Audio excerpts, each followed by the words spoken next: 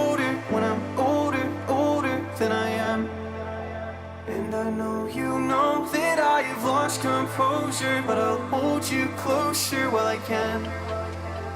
I never told you that I'm slightly broken, that I might lose focus when I am. I know you know that life gets colder, colder when you're frozen over like I am.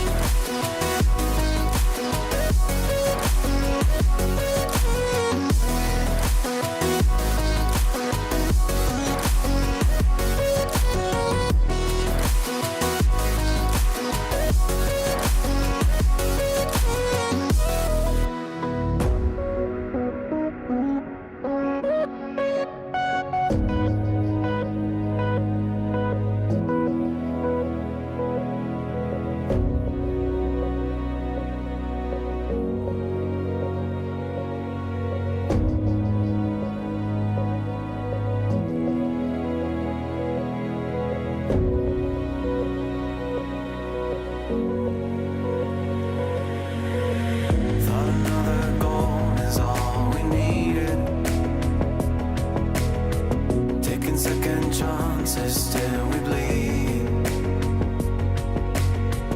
And when all the love had been depleted, we had but no choice to concede. As the stars were dancing in their line, past that we could never run. Oh, they were dancing way up high.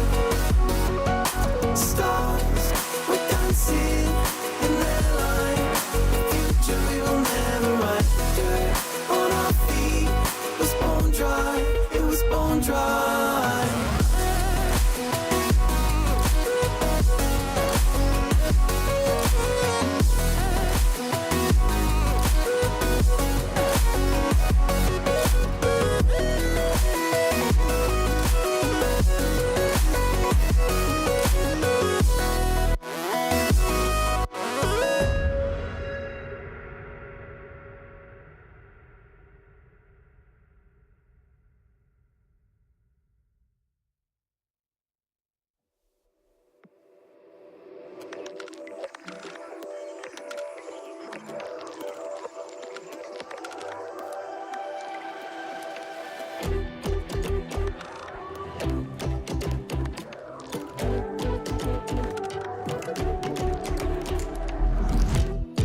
I don't know why I let you, but you had to light a spark in me. Lost control, falling over, getting pulled in by your gravity. Thought that I had figured it out, never felt it rationally, but this sense of urgency has me wondering. Thought that I had figured it out, nothing could get through to me, but this kind of chemistry has me wondering. When you're not around it, all goes black and white. How come I'm not seeing in color? Lost without you, I can't make it through the night. How come I'm not seeing in color?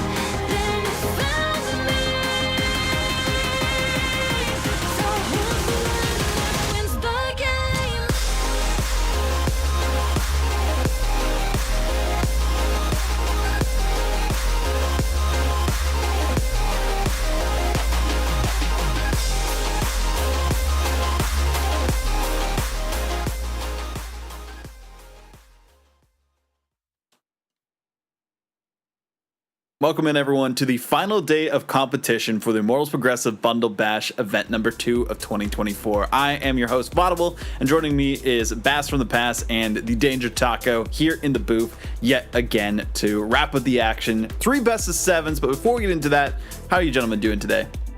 Doing good. Ready to get into some more Bundle Bash action. I'm very excited because not only do we have ourselves the semi and grand finals here today, but we've got some interesting teams involved as well. I feel like we've talked about often, how these are somewhat even matchups and we get into the semis and the grands and we got favorites to win it all. The alumni have stepped up this weekend, and from what we started with teams to now, it's a little bit more difficult for us to figure out who might be taking this home.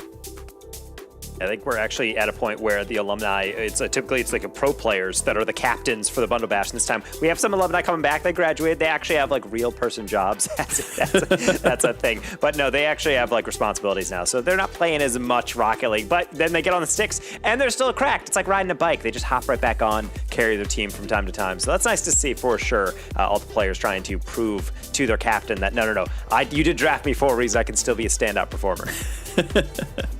Well, let's take a look back at the format and see exactly how things have gone down throughout this weekend as well. We started with a 16 alumni drafting pool of captains, and then 32 collegiate or CRL players is where they were able to pick from a snake style draft. So person who picks first also gets the last pick on whoever is remaining. Yada, yada, yada. We had a Swiss play from then on out afterwards on Friday. That was those 16 teams from the draft. Typical RLCS Swiss style, 5 rounds of play, best of 5 matches. Only the top 8 qualified. Win 3 matches, you're in.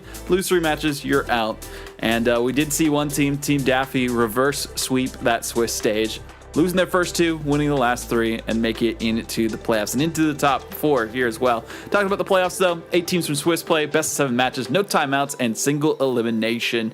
With that, let's take a look at the prizing that these teams are competing for. The lion's share of that $7,500 is $2,500 for first place. I mean, that's a lot of money for these alumni, but also the returning college players here, Bass. It's a ton of money for them, and I will state that it's definitely going to be a little bit more influential to, I would say, the players that are currently within college. Truly. Although, I guess this is almost more meaningful for the alumni themselves, because the players that are in this technically get another chance at winning more money in the future. We've got collegiate events starting as soon as next week with Summer Series. The alumni, this is their chance to win money. So if you want to, go out with a bang, kind of say, hey, earnings check for the final time, you got to do well here. It's going to be interesting to see who rises to the challenge out of the 4 teams that are remaining to get to that point in time. Let's take one quick look at the Swiss stage bracket and how things went down there. As you can see, we did get our top teams of Claven going 9-0 undefeated. Helmsy's team right below them, 9-2. And then some other teams, unfortunately, 0-3, which was Team Fat, who didn't get a single game, and Team Lamp, who continued the curse of the first round of the draft pick, not making it into the top 8. But with that, let's take a look one final time, at least for now, into the playoff bracket for today. Claven versus Tactical Whiffs, Daffy versus Tone. A rematch, at least in the first matchup, where Claven did get a 3-0 versus Tactical Whiffs, and then Daffy versus Tone is the other one there. I believe we're starting with Daffy versus Tone for this first one. So with that, Taco, I mean, what are our expectations going into this matchup? I think the expectations are some high-flying action.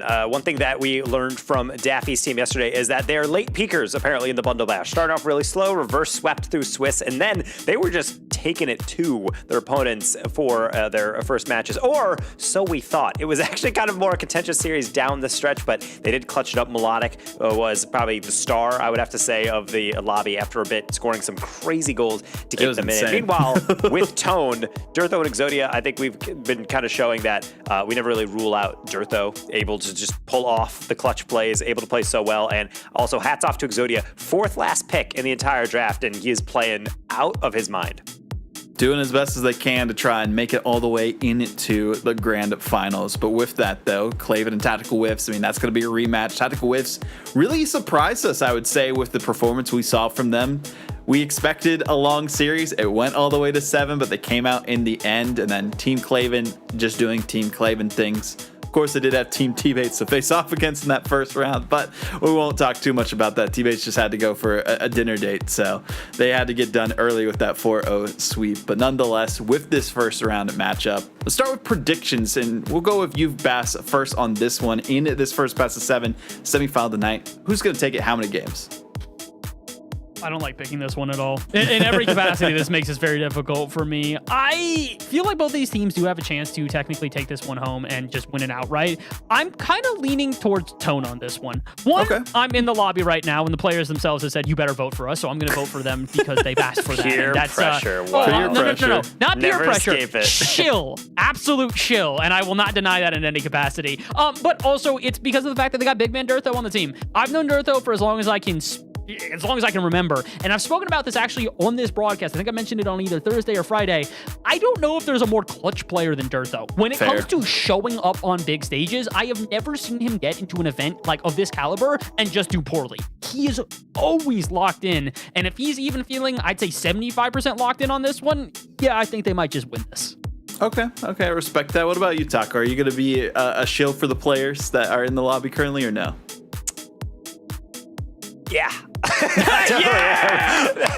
No, I'm just kidding. I'm a show for the players who are about to be in the lobby. I'm going with Daffy actually with this one, mainly just because I predicted in the beginning that this team has a really high peak that I truly believe in. They also have the one thing that you almost never see in Bundle Bash, the existing chemistry between two teammates. You have two teammates who play on University of Southern Mississippi.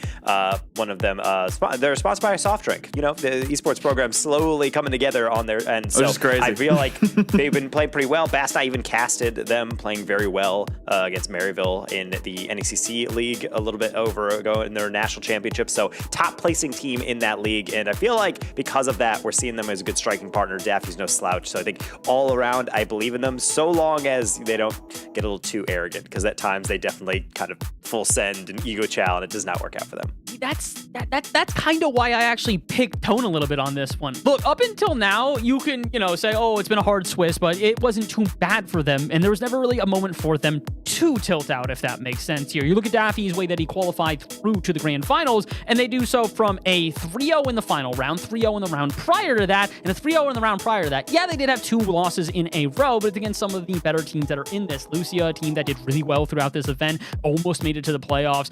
Like, this is a team that has done well and gone against some good competition, but they kind of only knew success throughout the original start of playoffs. Yesterday was a little bit more of a battle, but have they ever battled somebody like Durtho? I'm not trying to continue to just hype up Durtho. Dude's a physical player. If there's ever someone who's going to tilt you out of a series, Durtho's going to be the one to do so.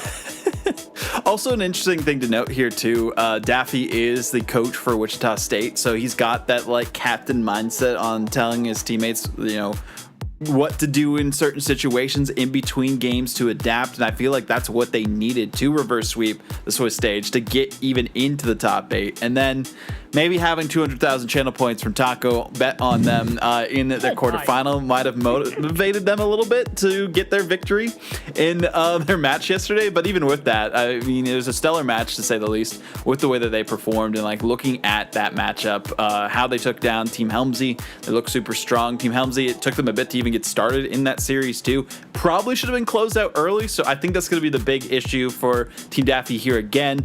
Getting overconfident.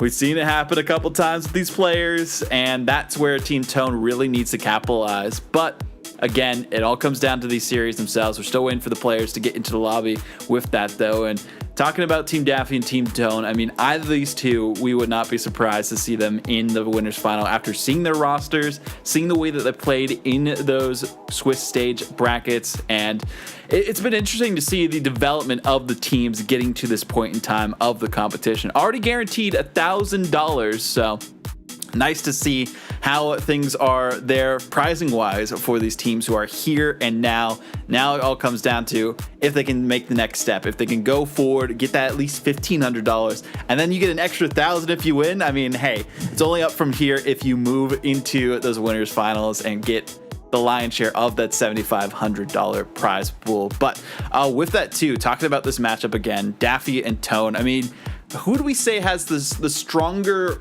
overall draft out of these two, Taco? I mean, it's so tough because part of me is just I do on paper And so when you actually come down to it and say like, well, you know, who's actually going to have the stronger draft? It's like you can make an argument either way. It's tough. I don't know. I don't know if I could actually definitively give. I feel like Bass understands kind of what I'm getting at, because like there's times where there's drafts where it's like, that's unlucky that they had to go at this position and then you have to pick up like a secondary player. But then ultimately that player pops off and you're like, does that mean they did a good draft because they had a player that's like underrated, but like the other player that the other team's drafting, they're also playing really well. So it's like, I don't know if they really have a better draft. I think it's just more about whether you're drafting people compatible with your team. And Fair. I feel like day to day, everyone's playing slightly different to adjust to everyone. So it's hard to even like understand what patterns are like emerging in this competition. Yeah, it really just depends on how they play more than anything else. I mean, Dirtha, of course, as a fourth pick, in the first round for Tone. Huge pickup there. And I feel like Exodia was just like a gift there for the side of Tone's team, because Exodia, hugely underrated from what we've seen so far, really popped off for their team as well. And the way that they were performing throughout the matches yesterday, but also the day before, that is a big thing for them to have a solid third. But again, we talk about Daffy. We talk about that foundation with Zath and Melodic having that synergy. My question for you, Bass, before we get into this, is there going to be toxicity from a Team Daffy that sends them to their demise in this series? I think if there is going to be a loss for them, it's going to probably come down to that. But I don't really know if it is. Vaughn, here's the thing, though. I need to know who you think is winning this one. You went to me and Taco and then just completely kept yourself out. I was You're not planning getting to away get with out this. of I it. need to know. I'm going to go with Team Daffy on this one. My thought process behind that is because I feel like they were the better team that performed yesterday. I know I doubted Team Tone when we did go into that final matchup. Of course, I was expecting more out of Team Master, but I think Team Daffy has been forged through fire, especially with what we've seen, the way that they performed through the Swiss bracket. They had some really tough competition, and they rose to the occasion and took down the second seed team in Team Helmsy with Patty. And even when Patty was peaking towards the end of that series, it still wasn't enough for them to stop Team Daffy. So if they can rein it in, if Coach Daffy can make sure that they eat their Wheaties in time and aren't hangry going into the series, then they'll be all set to go for their matchup. But we're still waiting for the players to get all set for the lobby. I think there's just some ping issues happening there specifically for these players. But nonetheless, thank you all for waiting for us. And with that, let me tell you a little bit about our sponsors as we get into this matchup as well. This whole event and every Bundle Bash brought to you by Progressive Insurance. It's easy to bundle your car and renter's insurance at progressive.com. So make sure you check that out. Get your insurance as you need and get protected by one of the best in the business for insurance. But again, it's also cool too because this is only the second event of this year, guys. I mean, we have 2 more to go. I don't think the dates have officially been announced, but hey, we got the matchup coming in either way. We're going to be getting into this momentarily. Let's get onto the field, get into the kickoff. It's enough stalling for me, and it is going to be one of these 2 teams coming on top. We'll see once we take the field. All right, let's kick the day off. Taco, it's you and me, and it's time to yap, as our lovely producer, Exotic, has told us to go and do. Not necessarily going to be the only people yapping here, though. Based on the players we've got on the pitch, there's a very good chance we hear a little bit of banter back and forth between them as well. Could be for better or for worse, depending on the team. Yeah, we've seen many a time in the CollegeCarball chat, a player mid-game will alt-tab just to specifically type into Twitch chat, just to be able to trash talk a little bit, because they need to let the audience know that they are just as confident as ever. But I really do feel like this has been a team that I had rooted for, or at least had faith in their peak in Team Daffy. That's why I picked them, but I can't be lying when I say this is not going to be something that I'm super confident in, because Team Tone really has impressed me. It's not like Tone was any shabby player when he was playing, but Exodia really stepping up, gelling super cleanly, and I guess I can only expect that out of both players here being coaches for respective collegiate teams out there in the CRL ecosystem. One thing that I think gives the sort of little real difference between the 2 of them is that Tone's got a little bit more of a recent experience within CRL play. He's been around and he's made multiple events, at least in recent years, versus Daffy, who it's been not too long, I should say, but it's been a hotter minute than it necessarily has been for Tone. Either way, I don't think we're really looking at the captains here as the big differentiating factors. As we mentioned many times here on broadcast, as the shots continue to fire, it's really that combination of Melodic and Zath that you have to pay attention to. 2 players both from USM them. University of Southern Miss, their third player in Astro, was in this competition but got eliminated earlier within the event. But they've been able to make it all the way here, whether it be through the cohesion of the team or something else. We can't quite pinpoint it, but we know it has worked out thus far. Nothing has really worked out for either team here, though. Through about a minute and 15 of play, we've seen shots on either end, but the defense has had a pretty good handle on everyone. Yeah, up until maybe a pass like that, as Tone was almost able to sneak that one underneath everyone, but he's back for more. The pass back across the defense, and the redirect from the captain gets him a lead. It is very rare that we get a first goal like that. That is already one of the best goals we might see all day. Tone, what a great redirect last second. Saves his flip and bangs it on target. Heck of a way to start off the game. Heck of a way to set the tone. Aha! That'll be my one time I make that joke. I promise I will attempt to not make it the rest of the series. Yeah, it's going to be a little tough to avoid that one, ultimately. It's like, imagine how I feel casting comm on the OGT streams, being able to have to talk about communications. It's not a fun time. Same with kind of bearing down on Durtho, getting that redirect attempt off of the pinch attempt, it looked like, with a teammate. 2 players are committing to that, but now they're done with the shenanigans. They're back to maybe the solo plays on the redirect. Exodia getting only so much of a touch before Melodic can temporarily clean it up. Durtho back across, Zath with a backflip save. It is nice to see Durtho without any sort of fear in the world here. And maybe that's just the strategy for this Tone team, because I will say, as we've mentioned many times today here, if you're going to try to tilt out this team, one of the best ways to do so, just don't leave them alone. And that makes sense right there. Tone and Durtho both challenging. Tone goes for another challenge, and then the bump on it. Melodic. Okay, originally I was saying the tilt out strategy as a meme. Now I actually think that might be what they're trying to employ. I mean, that's kind of what the reputations are for Zath and Melodic. Very passionate players, but not afraid to speak their mind, say how confident they are, and sometimes they have been known to be able to tilt out or at least be susceptible to it. So I feel like if that's kind of the case, you're just going to be employing kind of that optic comms video back in the day. Reynolds basically just said, I want the other team to be so incredibly awkward and uncomfortable this whole game, and maybe they're taking inspiration from that. Doesn't mean that the other team is helpless, though. Team Daffy looked like they were mounting an attack, but of course, leave it up to Durtho, being able to carry that all the way back into the promised land of midfield.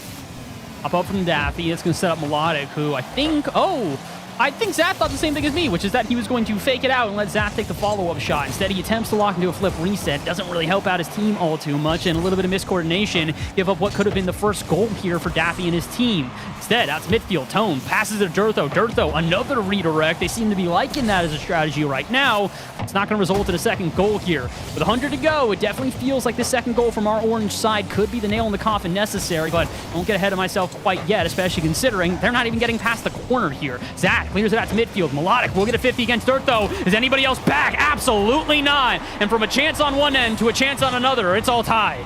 It's that combo I'm talking about, Melodic into Zath. Even though it's not a direct pass, Melodic gets flawlessly into that one underneath the play, getting the 50 up into the ceiling so that Zath has the immediate follow through 1-to-1, and that's all it takes, just being able to win one challenge, and then the door is wide open. The goal for the taking, maybe a kickoff, could be something else. Durtho with a quick challenge, and if not for that, might have been a second.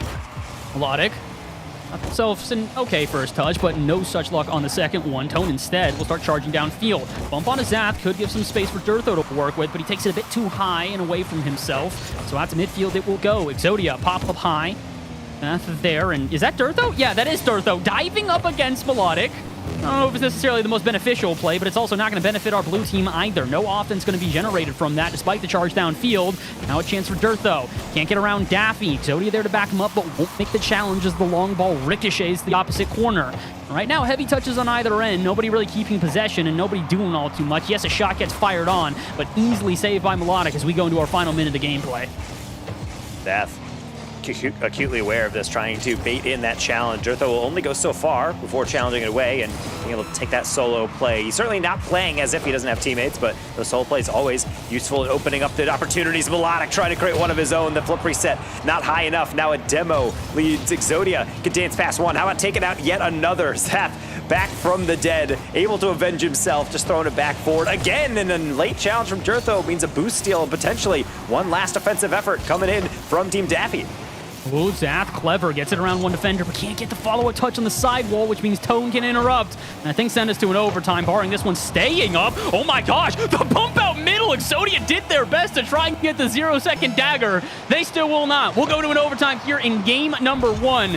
And man, this is exactly, oh, come on now. I was going to say, it's exactly what we want from Bundle Bash. I didn't really want that. A little bit of defense here necessary for Tone's team, but I think they'll escape. Ooh, Zath with the hard cut. I thought he might have been able to shoot that. Didn't trust the angle or maybe the power he was going to get. And now it seems like Team Daffy was trying to lock that one down. Dirtho kind of crossing up the expected clear. As you can see, everyone from Team Daffy going on one side instead. Now Exodia gets their chance. Not a lot of mechanics to expect out of the second round draft pick, but again, he's been popping off really all weekend long, and that was almost the winner for him. Battle of the Thirds, many people try to call these Bundle Bash events due to the way the drafting works, but it really has been a bit different here in the alumni event, considering that these alumni all are very much, I would say, experienced within a competitive environment. It's not exactly going to help out on the pass there from Tone. It's a little bit too lackluster, and same with the shot afterwards, but more offense being generated. Can anybody do anything with it? No. Exodia tries to guard the ball with their body, but nobody wants to dive in for the shot, maybe for good reason, because look how quick the counterattack is launched here by Daffy and his team. Pop up high. Zap trying to get this one out to Melodic, who can only get it as far as the backboard. And with Dirtho's clear out, feels like it's a lot of this midfield battle back and forth, generating offense, but never finding a shot. Though he's certainly searching for one, and he can only drag it past that back post. So therefore, Exodia has to clean up a little bit. Melodic, high lob. No one is up for that except for Daffy. It's a bit late. Dirtho looking for a double again, but it just seems like every single time one of these teams gets in a position where they get those shots, it's really just too far away, or rather, the first touch fails them, or they're not able to win these 50s. It's really coming down, just truly warming up into the series, it feels like, which is only fitting, I suppose, since we're still waiting for the conclusion of Game 1 for those joining us as we're getting 2 bonus minutes of content. Hey, you know what? Some extra bonus content as well. Chat, do me a favor, play along with the game. What do you think this one's going to end? Because we're about 2 minutes into this overtime, and honestly, I could see it going for another 2 or even longer. Dirtho and his team has something to say about that. Zath on the line, awkward. This dunk gonna come through. Exodia tries the muscle pass. Tone, the pass out is not connected, and Dirtho is there to keep it alive. But probably the best chance we've seen so far here in overtime, and unfortunately, it will result in nothing. Back into their own half. Tone's team gets another chance to maybe restart the offense, but oh, what could have been? Zath will continue on with the decent clear up, and now Dirtho only going to manage that somewhat. Melodic off the ceiling, or at least an attempt. He's going to bumble that recovery off of that ceiling. So Zath has his turn with his turn for a dunk as well. Daffy looking for a mid-pass. Melodic is thinking about it. Double commit in the backfield. Maybe another pass open. Daffy goes for it. Melodic can't slot it. Where is Zath? He's all the way back at another zip code. Oh, and unfortunately for them, that's probably going to end any of the ferocity they had on this offense here. Yeah, long ball downfield, and Daffy can only put it to the backboard. Tone's there, and technically puts it to the backboard, but he baits out 2 players, and then the miss out of Melodic. Somebody jump for this one. Tone's team just watches as 3 misplays in a row happen for Daffy's squad, and no one takes advantage, and then another double commit in the corner. Now the bump! Dirtho's got an open lane, just needs to beat Zath, and he does! Muscles it past, lives up to his name, and the weirdest way to end this overtime possible. The miscommunication, the team bump. The worst part has to be that Zath came through, has the boost, has the angle, and yet Dirtho just out-thunk him, taking the delayed 50 and guides that one into the net. A tough way to lose, but well-deserved by Team Tone. I mean, well-deserved from Team Tone. I don't know if they deserve that overtime necessarily, considering what we just witnessed, but I don't know if I would say that Daffy's team did either. What an unfortunate way to end that one, and it's also one of those things that, look, I'm not going to get into the tilt factor quite yet, but that was way too many double commits in a row. I feel like that was 2 or 3 of them, and that's the issue when you do have players who aren't necessarily always going to be 100% coordinated. Why? Because it's a draft. This isn't exactly teams that have been already coordinated and built before this event. So those double commits can then compile into more double commits, into more awkwardness, and when that compounds enough, it starts to break rotations. It makes players second-guess themselves, and I feel like we saw a lot of that in overtime. Daffy's team played well, and then we got to like the final, I'd say, minute of OT, and it was just weird play, weird play, weird play, weird play. You have to take yourself out of it, whether that be as a team or individually. If you get locked in that sort of, I'd say, cyclone of just chaos, you need to know when to step back and sort of reassess. It really does feel like that helps, particularly when you are under a lot of pressure, because granted, Zath had 6 saves, because largely Dirtho had 9 shots at the end of that game plus OT, including the game winner. So certainly a lot of pressure coming in, but I feel like I'm not really seeing either team really lock into what they want to play. I felt like if you asked those teams, if you had an interview afterwards with both captains and just said, hey, how'd that game feel? I think everyone would probably just be like a little uncomfortable. We weren't really there for a lot of the follow-throughs. A lot of those plays, kind of solo plays, maybe an immediate follow-through, but not really anything I would classify as true passing. Well, let's see if they can change that here in game number 2 already. It looks like it's working out for our orange team as they have the majority, I'd say the entirety of the offense. Off the ceiling, Dirtho trying to set up Tone, who, I mean, ambitious touch. It doesn't exactly turn into anything, but I don't think this will either. The march downfield is not going to be enough as Melodic's touch is intercepted and then sent to the backboard. Redirect will push it back out to midfield, but this kind of seems to be as far as this blue side can go. They have yet to really develop an offense here in this game, and they're going to go forced back into defense yet again. Path trying to get past one, does get the boost, but now he has to rely on everybody else. He's not getting bumped. Exodian Tone just putting on a demolition derby in the backfield, really clattering steel against steel, but seems like everyone should be fine. And honestly, not too much bumping to be able to kind of witness within these games, but we might see plenty more. You just see Dirtho off of the blind spot. Zath barely just dodges that. I don't know if he's going for the ball. I don't know if he's going for the bump. He's going for somewhere in between, but we can absolutely know that Dirtho was seeing red in that exact moment. Doesn't exactly work out for his team, and neither will this work out for Melodic as the shot is easily blocked by Exodia. And Dirtho tries to clear it out. Can't quite. Hits the back of Exodia, and they're going to play some more defense here as Chaos reigning supreme. Not really all too unexpected considering that this is CRL, and it's never going to be anything but slightly not normal, but it'll result in something here. Zath spikes it off the ceiling. Daffy's there. Shot. That can't be a goal, right? It will not be. Tone's going to clear that one out, and it's not going to end the offense here, but it's at least going to stall it for a second. Melodic, a player that's really deadly out of the corners, really mechanical, and be able to create something out of nothing. But right now, I feel like he's kind of just searching for a clean setup, and I have to say credit to Team Tone not giving him that at all. Right now, they're just being so oppressive on all these half rotations, cutting across the field, moving more horizontal than vertical at times, just being able to kind of control where these sequences of plays can even go from Team Daffy. You can tell, even with Zath, just trying to find that outlet pass. Oh, put it to the sideline. Nope, Tone's already headed there, able to cut it off. They're so aggressive, like you said, and they're quick about it, too. And that's probably the most impressive part is the fact that how are you there? Like, Dirtho, what are you even doing? You're on the backboard lurking, and you still almost turn that into a shot and into a goal. They still might anyways. Not necessarily clear the danger yet as Melodic takes this one through the corner. 50 going to be arriving here, and it pinches right out to Tone. Sends it to the backboard. No goalie there. Just needs to read the waterfall down, and Melodic does before he does. The shots will continue firing here, but it feels like it's been all offense for our orange side. Yet, despite that, not a single goal, not even getting it there with Melodic on 0 boost. Tone into Exodia, and he's able to fit that one down. I was waiting for Bazzi hitting a squeak in there just because, yeah, I also expected this to be dealt with, but I feel like it's somewhat more understandable when you see the Melodic 0 beans on that tank. You can see it in the name tag. You just had to kind of jump at that one. So slowly, Team Tone just kind of choked out the resources from their opponents. And finally, they have a lead. How about a second one? Melodic taking no chances. Doesn't move upfield, right back to goal. And this quite literally is the game plan that we're starting to figure out from this Tone team. Yeah, you don't really expect the challenge to come there. Why? Because he's whipping it from the opposite corner. The ball should never be getting to, I forget who scored that first goal here, Exodia in the first place. So when Melodic's just sitting there expecting no one to make the challenge from quite literally behind him, unless he was looking behind him, ball cam, player cam, neither one of them are going to show you that player diving. And it's been the bread and butter. How many times have we seen this from both Dirtho and Tone as well? The first goal of the series was exactly like that. My goodness, their ability to cut from corner to corner across midfield is immaculate. And really solidly done as well from Dirtho, just being able to set that one up off the ceiling. And then therefore you see all the players naturally, instinctively crowd the goal, but then instead you put it slightly farther out than that. And because everyone's driving at the goal, they're driving side to side, no one's able to actually drive forward into the middle of the field, the middle of the pitch to be able to save that away. And again, that's just all awareness, knowing where your teammates are, calming it effectively, and obviously just delivering a perfect pass on a platter.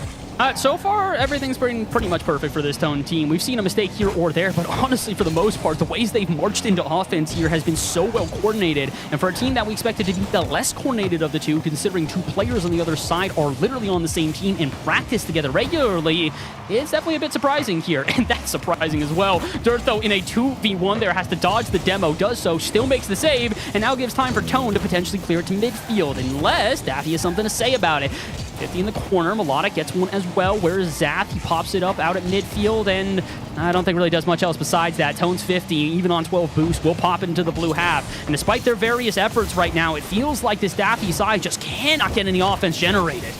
It doesn't help that none of them ever have any boost, and that's why they're just getting outpaced right now to the ball. That's Tone's second. that is wrong. I don't know. I don't know if that was intentional or not, but Exodia popping that off the hood of Durtho to get it to the backboard and then get it to Tone. Again, coordination that you do not expect from this team, considering you'd expect the other side to be much more coordinated. I mean, at a certain point, you have to expect that there is going to be some form of comeback in terms of just gameplay. I don't even mean necessarily in the actual score, just being able to actually answer back. Game one felt kind of neck and neck. Who knows what's going to happen? But right now, it seems like Team Daffy really struggling. 5 shots, and yet I can't really recall any single one of them. It just seems like it's kind of thrown towards the goal and then quickly slapped downfield yet again. Maybe giveaways like this, you give them some kind of opening, but what's Daffy supposed to do with so little boost? Melodic will try with his 0 boost just to get a bump, maybe something for the road, but doesn't seem like Team Tone in too charitable of a position. They're going to get another clear. They're holding on to this clean sheet with a vice grip, just like they have throughout all this time on Forbidden Temple, and they're going to grab yet another game. I gotta say, there's many parts of this at the current moment that are surprising me. I think one of the most surprising things is that usually in a series like this, especially as we mentioned with Daffy being a coach who should have a pretty good mind for this game and ways to adjust, you'd expect the second game to be a decent amount of adjustments and kind of cleaning up the mistakes that we mentioned in that first game. I don't know if I really saw that. Maybe they tried to make a little bit of an adjustment there, but it definitely didn't feel like the double commits that we were concerned about in the first game were cut out. It didn't feel like the offense would march into offense with a bit of coordination. It still felt very discombobulated. And for a team that we are saying the highlight has to be the ways they rotate around each other, this ain't it. They need to step up here. A 2-0 start in pretty surprising fashion, considering that it is, 4 goals or 5 goals to 1 so far? They're really out shooting it. Oh, wait, it's right below me. I definitely could see that. Yeah, 5 goals to 1. You absolutely can tell. They are outplaying them on offense 5-fold. I was going to say 20-fold. That is inaccurate. I got to stop with math. That is not my strong suit. Just bust out your phone, type it in. You're fine. You'll figure it out. But other than that, yeah, it's fine. It'll be fine. I'm sure it's fine, because that's exactly the comms I would be doing if I'm Team Daffy. That game really got away from them, but I feel like they just kind of did not recover from any of the awkwardness, and it's really hard because Team Tone, it seems like if you didn't know better, and in fact, we've had people in chat say, wait, what colleges are these guys from? What kind of format is this? Yeah, it seems like they're an organized team. They're playing incredibly well together, and I don't think it's going to stop anytime soon. I think biggest thing I'm noticing from Team Daffy is they never have boost after a while. They need to protect those back corners with their lives. Otherwise, they're going to get buried beneath the offense that is being launched by players kind of like Exodia, almost getting off with an interesting air dribble, but immediately shut down. Well, if you want to understand why exactly they are boost are, this is for the audience here. Taco, I have to imagine, considering you are infinitely better at this video game than I will ever be. I'll get back to my point in a second. Sorry, I want to talk about boost totals. Let's talk about Durtho. How did he muscle through this? He's just built different, frankly. Daffy, okay, I'm going to need that replayed about 7 more times to process what I just saw. Daffy looked like they had 100% of that 50 and then said no, but just kind of glances right by him. Honestly, I think the ball just went to the side of Daffy, and then Durtho's follow-through on the flip gave him Supersonic for the demo. Either way, Rocket League be crazy. Rocket League be Rocket League. Either way, we'll get back to my original point, how I tried to start this game, as it doesn't feel like the offense is going to stop here. So unless I make the point, I'm never going to be given an opportunity. Pay attention to the ways that this team swings into offense. In particular, watch the way that Durtho will dive into offense, and then he won't retreat immediately. It's going to be like you just saw at a Tone. This team is prioritizing not only making the initial challenge, but immediately swinging in for those back boosts that you've been talking about. It's why the team almost never has any boost to work with, because they don't have the option. And if they do try to then change the rotation to be more defensive of those boosts, they're leaving more space out at midfield. And with the passing plays that we've seen develop, that can also be just the absolute downfall of this team. I gotta say, the dual-edged sword approach we are currently seeing here from this Tone side has been surprising and really impressive, if I'm being quite honest.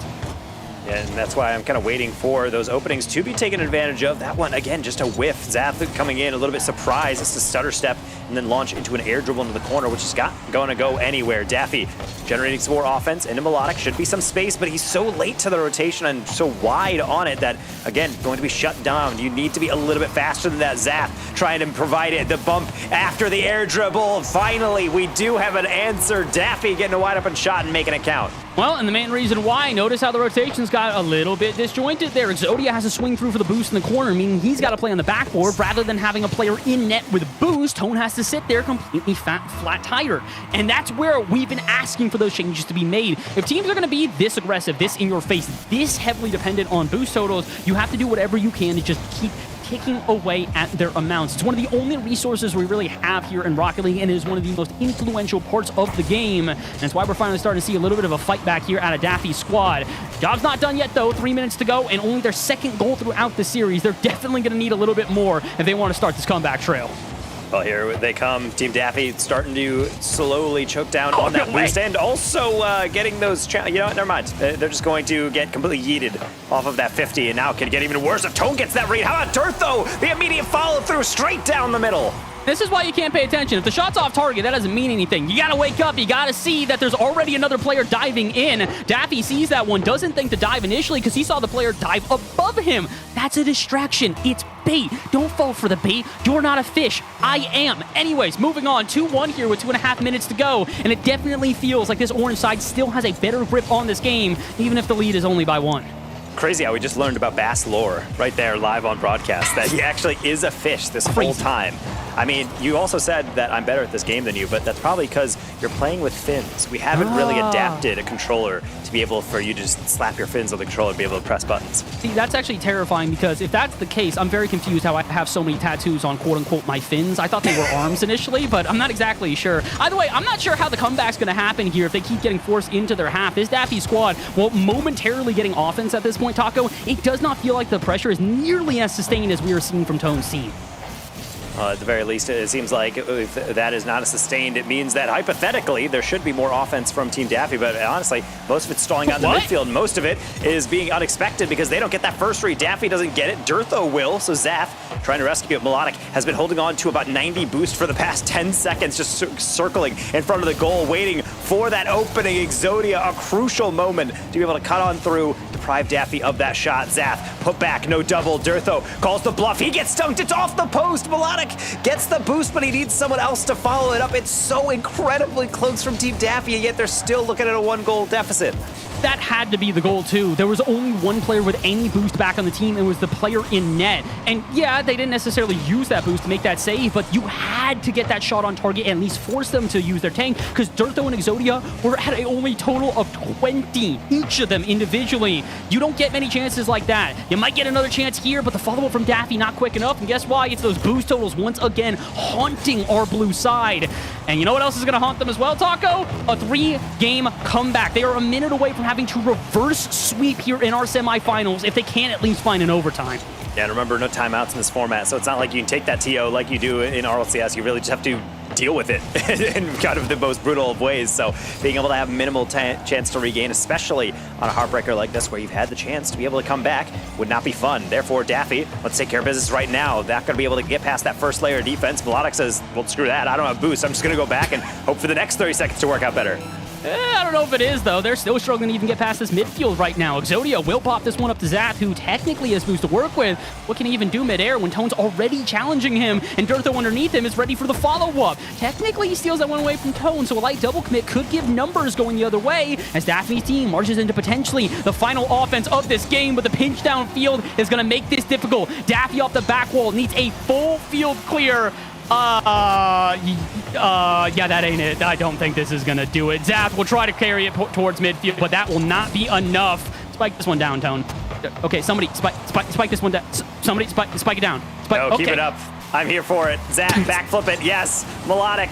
Trying to flip it on, and somehow they don't get it. Weirdly enough, Deep Toad was actually kind of saying, okay, let's get this done. They all kind of creeped up. If that one touch right at the end got flicked to the side, I honestly could have seen it going coast to coast, but unfortunately, no. It seems like Team Tone, they are built differently, unlike others, some might say, and that is going to be a third straight victory. Dirtho leading the way with the MVP, quite sizably so. Somewhat similar scoreline to Zap, but clearly the impact from Dirtho cannot be understated. Well, what's bigger here, the impact from Dirtho or his biceps in real life? I can't quite decide at this point here, and I don't really know if we're going to get an answer, but I can tell you one answer for certain. This is not what Daffy's team expected. Like we mentioned, this is a Tone team that I think coming into this one, yeah, you can make an argument that they're going to win this one, but you definitely didn't expect it to be 3-0, especially not in... again, the scoreline's 2-1, but I think we can both agree, Taco, this was still a pretty dominant performance for this orange side. Yep, and it's also a performance that when you do look at this squad in terms of the composition, typically in these drafts, teams that have to draft very early on do not do well because your second round doesn't really pull together. Exodia have been able to show that that doesn't really matter. They're able to form up with this team, and maybe Durtho and Tone being able to play solidly. Let's not forget that Tone was, by themselves, a very solid player within CRL for many a year, so definitely not going to be understated. Daffy also had a pretty decent resume, a little bit farther back, but, you know, it's like riding a bike, like I mentioned earlier. These players are still excellent. You can still run into Daffy, and he can torment you in ranked, but so can Zaf and Melodic. I have not seen their impact nearly as often as I would have expected to. It really seems like it's kind of just piecemeal. Whatever they can kind of scrap together, they will take, but they are completely out of lives after this one. They need to pull it all together. A reverse sweep against such an on-fire Tone team is something that I would not want to bet for.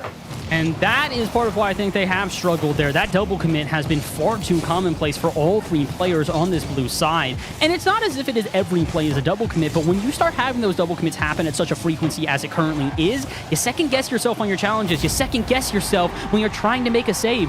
All three players scrambling in front of net, none of them get a touch, and it's the freest first goal we've seen in a minute. I like that from Exodia. He starts off the play just waiting on the sidewall because he knows if someone's whipping around like Melodic, you can take it off the wall, but I'll probably dunk you. And you can try to cut it middle, but you'll probably have to slow down the play. So otherwise, you'll probably pop it, and therefore, I'll be there. Exodia just waited out all those different options, took away most of them, and results in a deflection that eventually leads directly to the pass middle for a goal. All of that comes from just reading your opponents, knowing what they're really going to do, and hoping that they just take your bait. I got to respect Tone on just kind of chasing that one down, recognizing the awkward position Exodia's in as they try to go for, I guess, a double reset. Even despite the fact that there's two players on the ball and it is awkward, notice how quickly the orange side is able to get out of defense. It's been the big problem we've seen here. Even when the pressure is on and this blue side is doing well, they do not sustain that pressure. They don't hold it, and they also challenge maybe a bit too late. Odd there out of Zath, and then the follow-up from Melodic is way too early. It may still work out. Drop down pass. Zath, where are you?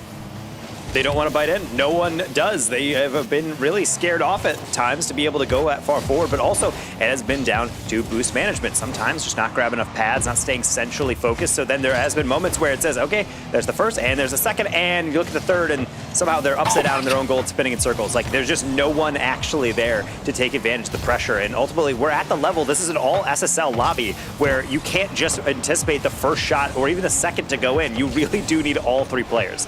You absolutely do, and when you do have all three players getting involved, you need to make sure the shot is exquisite. There was finally, I'd say, the first real offense of the game there for our blue side, but the shot goes directly in front of goal and is easily saved out. And that miss out of Daffy is not going to help them out in any capacity.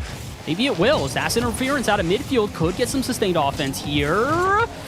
Not for the 50 out of Tone. Melodic's got some boost, but not a great first touch. Durtho tries to take advantage, but is quickly challenged by Zath.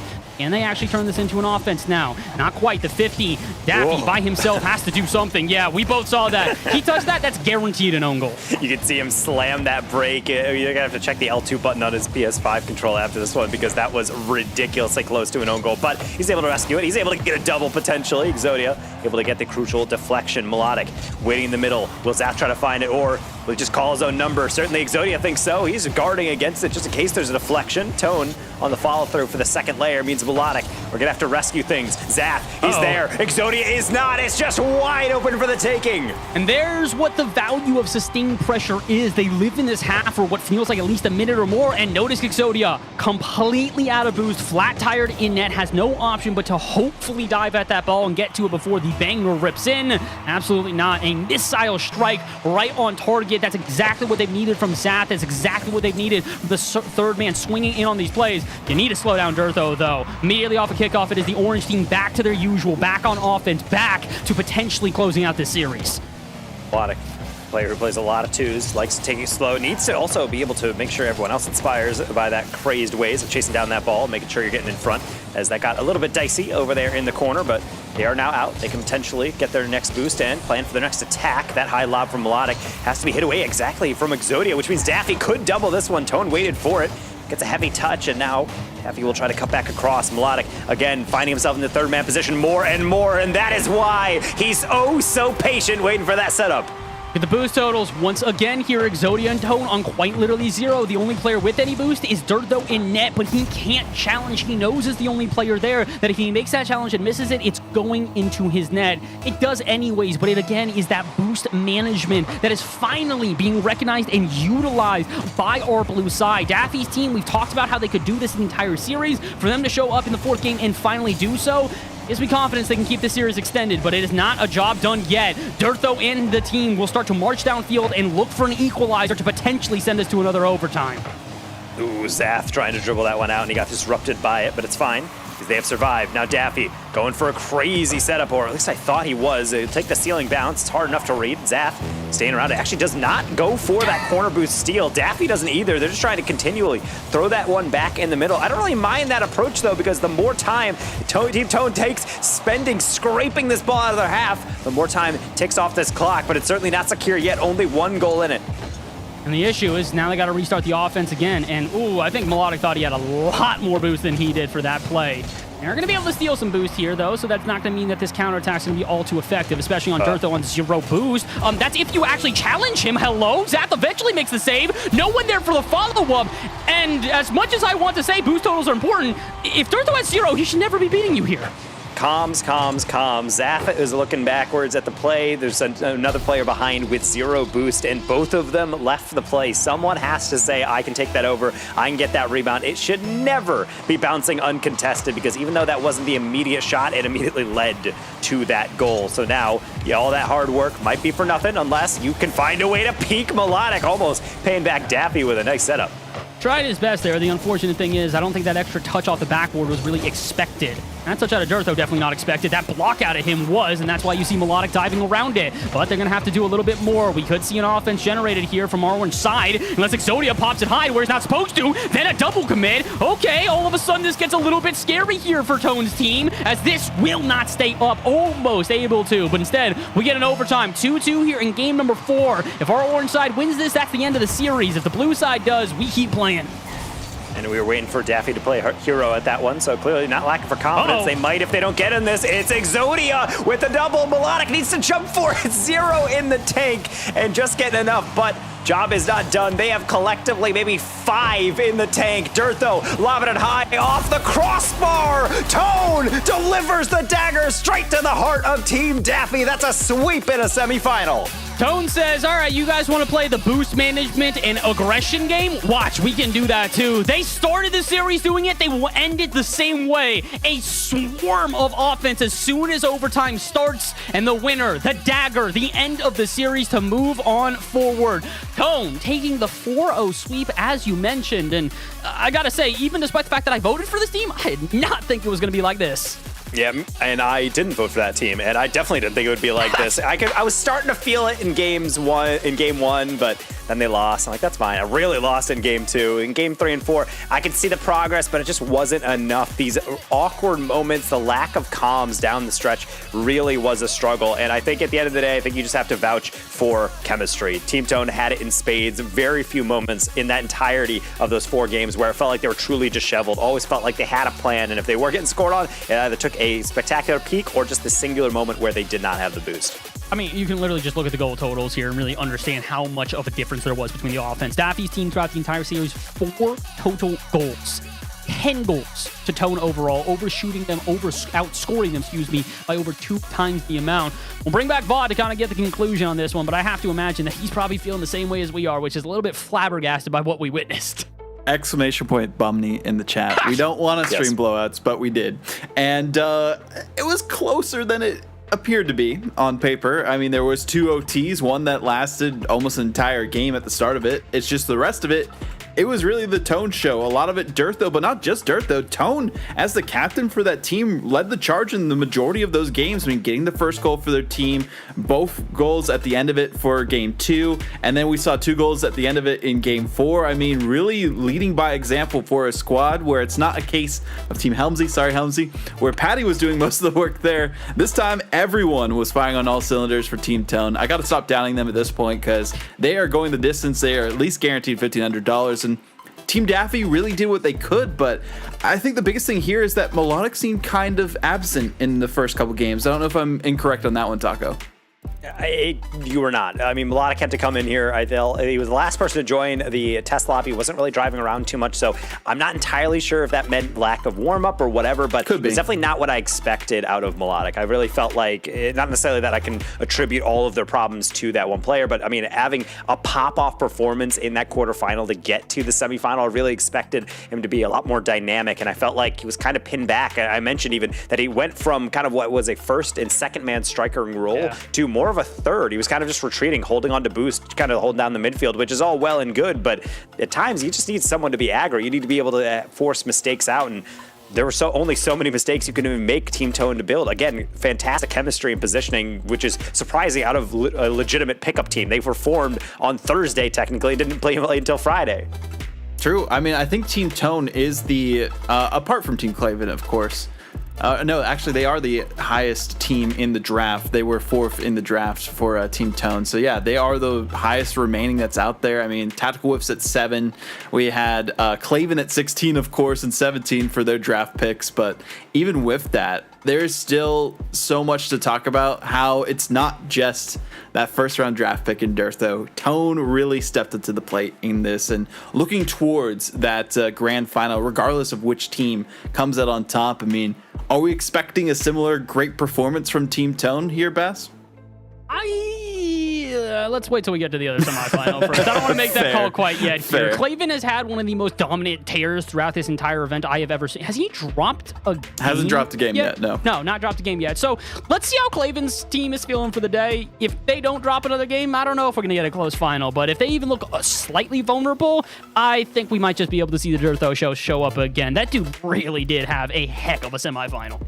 What a semifinal we just saw here for Team Toad. I mean, 4-0, didn't quite expect it, but hey, we're starting off each day with a quick one, and then we'll move forward. Only 2 more series remain here for the Immortals Progressive Bundle Bash event number 2 of 2024. We got Claven versus Tactical Whiffs, the rematch. Can Tactical Whiffs get a game and a series to move on to those grand finals? We'll find out after this. Okay, when you turn around, you're gonna see someone. You have a turkey and cheese. Let's imagine that LL Cool J has a bubble around him. Do we want to be inside? I'm Keith. There are some situations that young homeowners turning into their parents just can't handle. Yep, there he is. There's my nephew. Now, I got a video of him playing piano. That's not how you take a selfie. Progressive can't save you from becoming your parents, but we can save you money when you bundle home and auto with us. 3, 2, 1. We don't need a countdown. Just take the picture. Good old demolitions, one of the most fundamental elements in the game. Being a big component for ground play in Rocket League, it really doesn't matter what rank you are. From bronze all the way to supersonic legend, this mechanic will be an essential part of every game you play. There are 3 things that must happen in order to demo an opponent. First, the hit location must be at the front of the car. Second, you must be going supersonic. You know, the little white lines that show up when you boost. And third, you must be facing within 45 degrees of the opponent's car.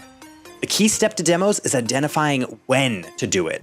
A few good examples to try are hitting their goalie to score, getting someone out of your half when playing defense, and interrupting a team when they don't have the ball.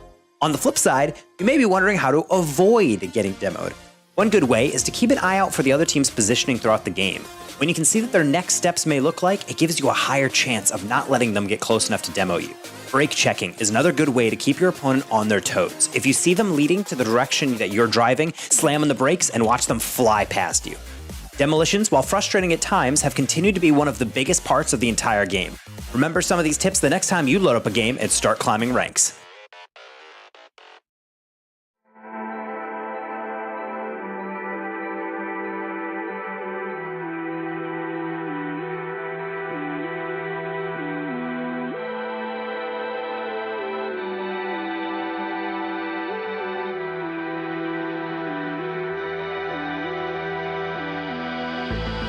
Don't wanna forget what you feel like when you feel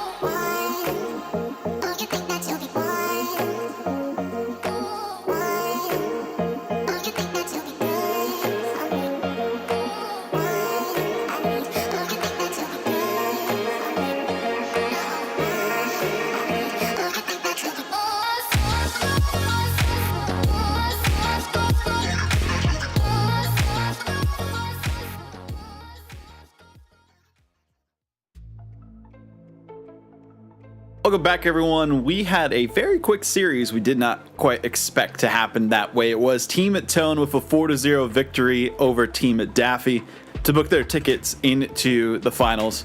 And now, Team Claven versus Tactical Whiffs, a rematch of epic proportions that we saw from the Swiss stage. And, well, that matchup, unfortunately for Tactical Whiffs, was a 3-0 finish for Team Claven to go undefeated, not dropping a single game to get into the playoffs. They still haven't dropped one yet. They got 4 games against Team T-Bates, didn't drop a single one there. They're looking to continue their undefeated run into those winners finals. But looking at these rosters, what can you tell me about these two teams, Taco?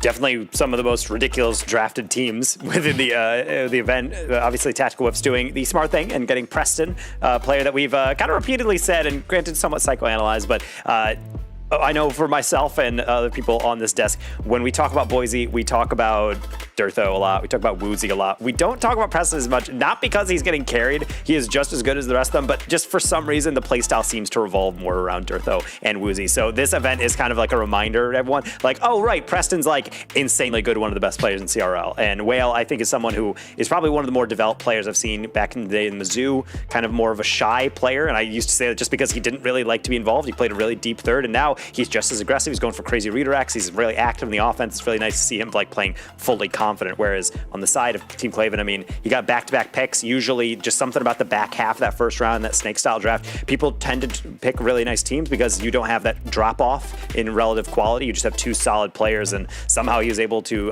get away with a steal. Be able to steal 2 solid players within his draft. So being able to grab Peep is one thing, one of the best players that Oakland has definitely been able to recruit in recent times, which is really saying a lot about them. But then beyond that, just being able to then follow it up, or rather be able to precede that with Bolty, another player who's I feel like on more of an underrated team in Davenport. It's just so much mechanical not scoping anymore, crammed in this lobby. Yeah.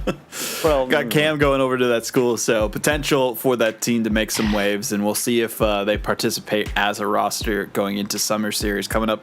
I think qualifiers are actually this upcoming weekend. So, yeah, it's going to be crazy to see exactly how that goes down. Make sure you sign up for that, by the way, if you haven't already. But that's a different show. Talking about this show specifically with this Claven versus Tactical Whiffs roster, I mean, we got to see it happen during the Swiss stage. What was really missing from Team Tactical Whiffs when they were facing off against Team Claven here, Bass? The fact they were facing Team Claven. I don't really know if anything was going wrong for them. I just think that Claven, again, we've mentioned it, he is on probably the biggest tear we've ever seen in Bundle Bash history. He has yet to drop a game. That is, let me make sure I do the math on this one correct before I sound dumb. 13 games without dropping a single one thus far. 13-game streak is pretty much unheard of. The last team I saw go on a streak like that, Ball State, and they won a national championship doing so. So, I don't know if I'm necessarily going to say that anything has really changed for Tactical Whiffs or that it is going to, be a massive improvement for them. I do think they've got a great shot at this one here, but I think the big thing is that, look, it's pretty hard to come into an event like this and pretty much get sucker punched in the mouth like the first day of the event. Now they've got some chances to kind of recover, but that was one of the rudest awakenings I think I've ever seen. I just saw chat was asking us if Wildfire is playing tonight from Durham. That will be on Saturday next weekend for the qualifiers for specific Summer Series stuff. But I'm excited for Durham's team. I mean, I'm sure Seb's excited for that too. But again, we can't talk too much about that. We got to talk a little bit more about this specific matchup too. And yeah, I would agree. I mean, it doesn't help when you're facing off against a player who had 16 demos in their quarterfinal matchup and 15 demos against you in that matchup to qualify for the top 8 in the 2-0 in that second round, or third round, excuse me. So, I mean, there's a lot to be worked upon for a lot of teams trying to face off against Claven, because it's not just him demoing either. I think I saw Bolty and Peep getting involved in the demos too. A lot of great stuff happening there, but we will be getting a sub in here for Peep, and it is going to be Vesh. Unfortunate that Peep cannot get on the game itself because having internet issues, but that's the way things go, Taco. I mean, yeah, you have to be able to bring in some subs, but also Vesh, I'm fairly certain, is the St. Clair player that's coming in on the side, which is arguably the best player on that St. Clair roster that has been recruited in the recent times. So pretty solid sub, also still in the collegiate scene, so not a complete ringer that you just bring in randomly. I think it'd be different if it's like, we found this kid first killer that's available that to be able to play, but at the end of the day, Vesh, you could argue, is the first killer of EU transfers. You can't really say that, but you kind of can say that. He is actually an EU to NA transfer coming over to play for St. Clair Green, and honestly, been making a good impact. Team not quite making it to main events, but hey, again, Summer Series, sign up for those freaking qualifiers. But anyway, do it. Yeah, I think that'll be fine. Peep is obviously a solid player, but Vesh at that level as well. Yeah, so we'll see once Vesh gets all involved into the lobby itself that we can get this game underway. But before we do that, regardless, we do have to do predictions for the series. Now that it's not Bolty, Peep, and Claven, Bass, is it going to be the same magic that we've seen so far? Is Claven the piece de resistance here?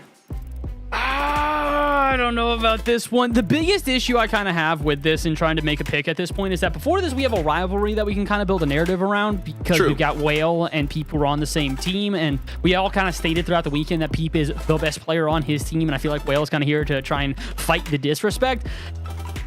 Kind of similar, considering the fact that we're now stating that Vesh is the best player on St. Clair, so I guess it's a one-for-one trade here. I still gotta have faith in Claven's team. Yeah, it's not Peep anymore, but I don't necessarily think the game plan is going to change either way. It's still going to be Claven running amok, causing problems, interfering with every play, while now Vesh and Bolty are going to just run the offense. So I still have faith in Claven here. Definitely a lot more up in the air than before, but I'm picking Claven. Okay, picking Claven. I respect it. I don't think they're gonna be undefeated though with like the games, right? Like how many games were you thinking with that, Bass? I'm going to say 4-2. I do still think that there's going to be at least a little bit of vulnerability here, and I think it's going to make for a much more interesting grand final than we would anticipate, but I still think it's going to, like I said, be Claven semi-dominant fashion. I respect it. What about you, Taco? How you feeling on this one now?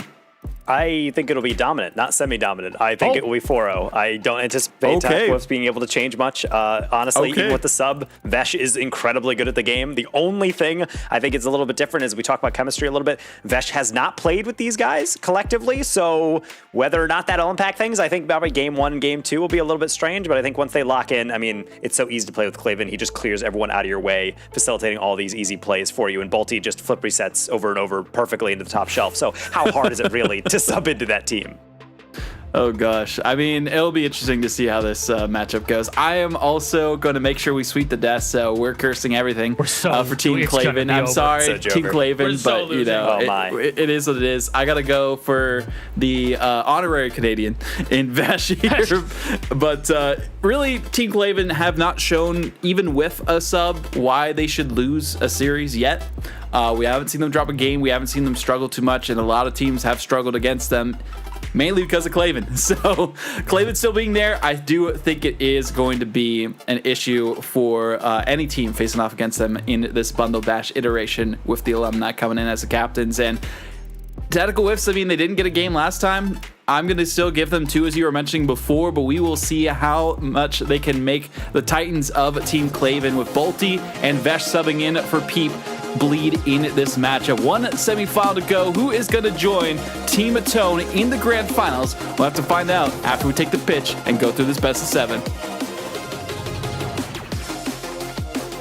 Zero faith in Tactical Whiffs from the desk, but Claven has been able to deserve that deific status from all of us. He has not dropped a game with his squad. Even with a sub, Vesh is an absolute killer, so therefore Tactical Whiffs and company seemingly living on a prayer, but that's the cool thing about Championship Sunday. It's a holy day for a reason, Bass, because anything can happen, and maybe this is the day that they will hit their peak.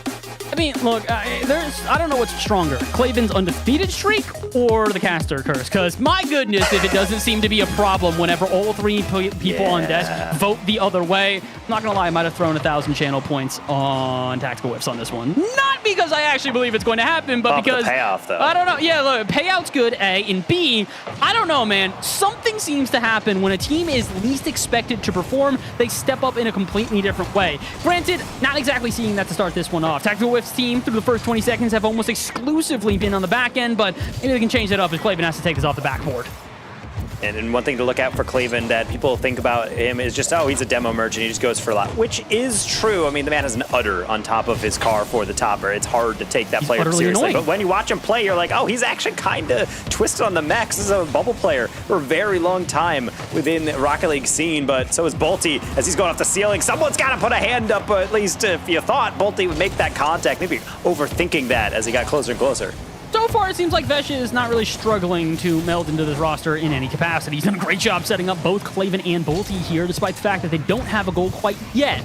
Minute gone here, and it's been all offense for our blue side, and maybe it'll pay off now. No pinch. Goes cross court. Back to Wives, chasing down Bolty. Can't get to the ball first, but Bolty's going to have to still try to carry this through the corner and past midfield. Gets around one. Can he get around another? Clavin's interference going to make it a difficult save, so Tactical Whiffs will bail out his teammate instead. But here comes not more offense. Never mind. Vesh demoed out of the play. Bit odd to see. I think that's the first demo of the game, and it goes in favor of our orange side?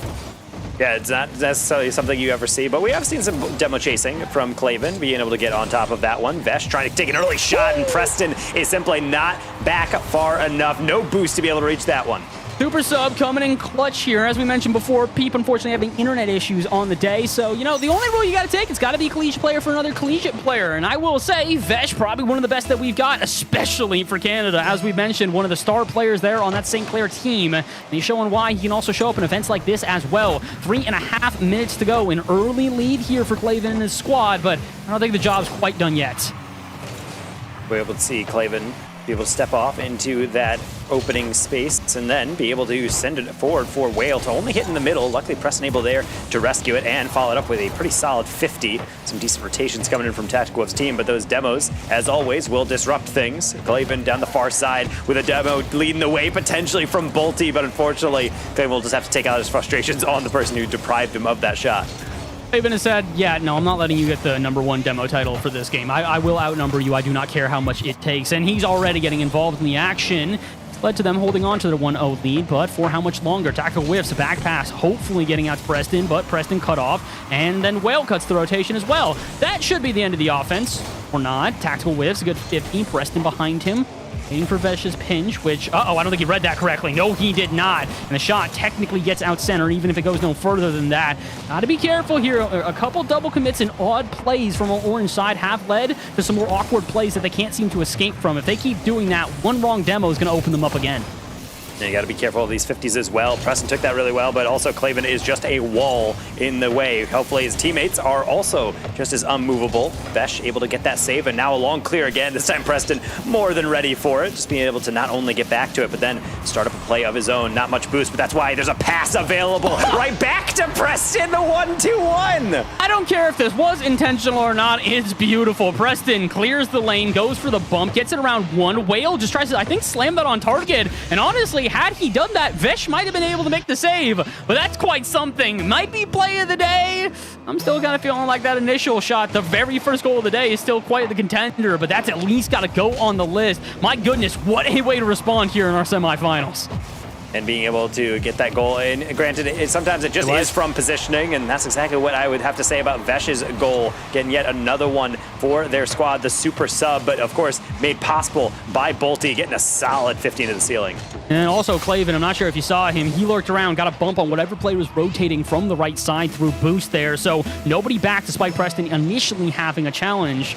It's great plays, and again, it's why we say that physicality is going to be one of the main things to focus on when it comes to this blue team. Clavin really is known for that for a reason. Bolty might not be known for his mechanics, but we might need to start remembering him for it. Samba was in Bundle Bash General in the Discord just saying, oh god, Team Clavin's so frustrating. He's just Clavin demoing everyone and Bolty spamming flip resets. You know why? Because he's really dang good at it. Into the back post, and that's exactly what happens when you give him an uncontested run up to the goal. I can confidently say, yeah, Vesh might not necessarily be P, but it doesn't seem to be affecting them in any capacity here. Although it could make for a more interesting series if we can get at least the lead cut in half here. 80 seconds to go, and Tactical Whiffs is trying to get something started for his squad.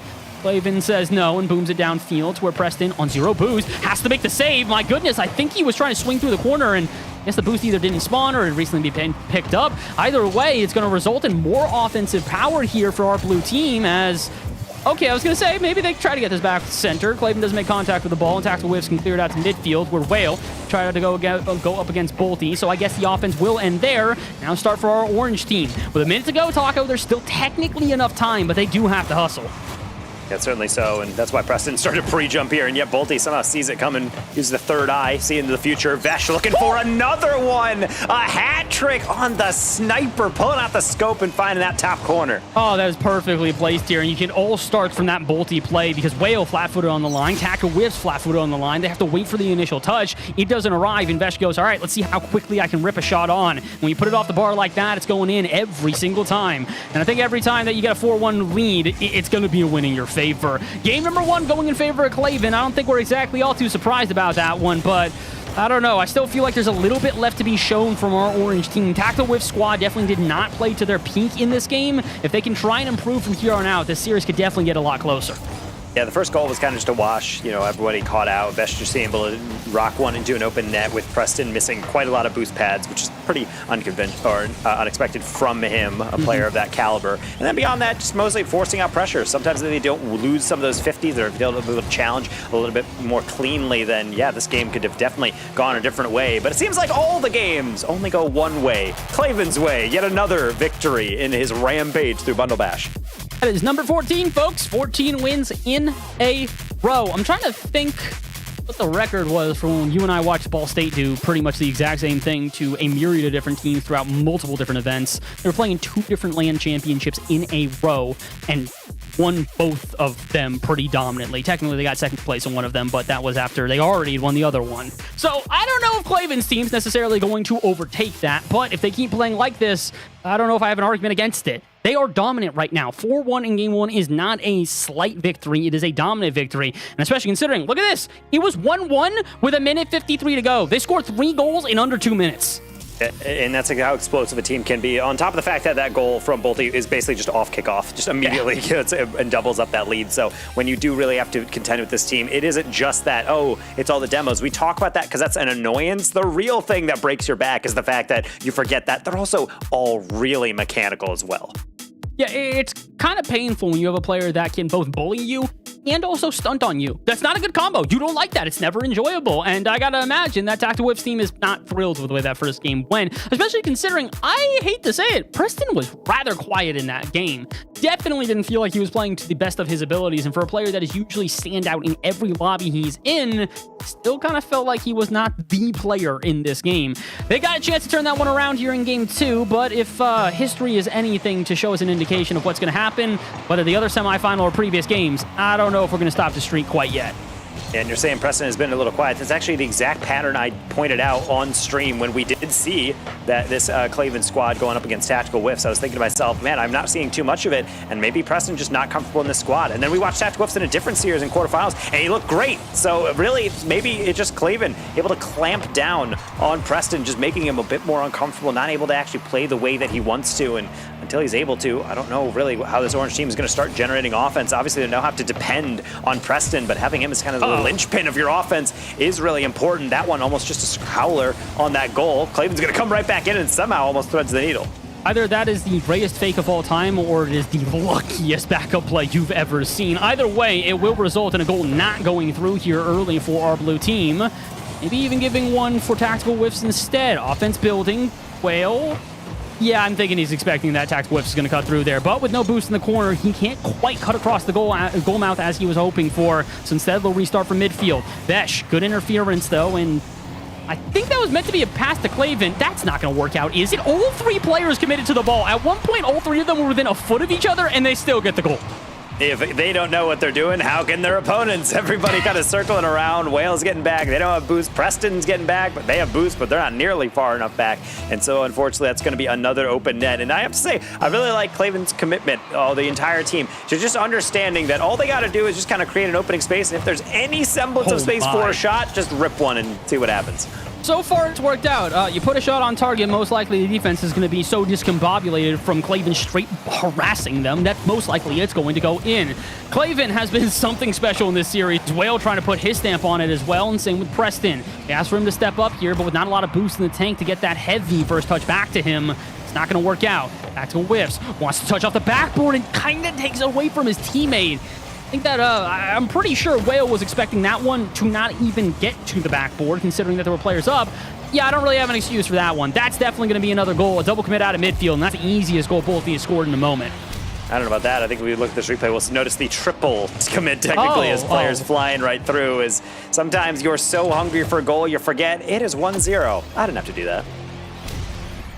They're probably thinking, I wish I didn't do that. Not even have to at this point. 3 minutes to go, and a 2-0 lead makes the series scoreline overwhelmingly further in favor of Klaven's team. And again, not too surprising to see that. It's more the fact that, reminder, Vesh is a sub. Yeah, I know it doesn't seem like it because he has not missed a beat, but no, Vesh literally just hopped on to play with this team.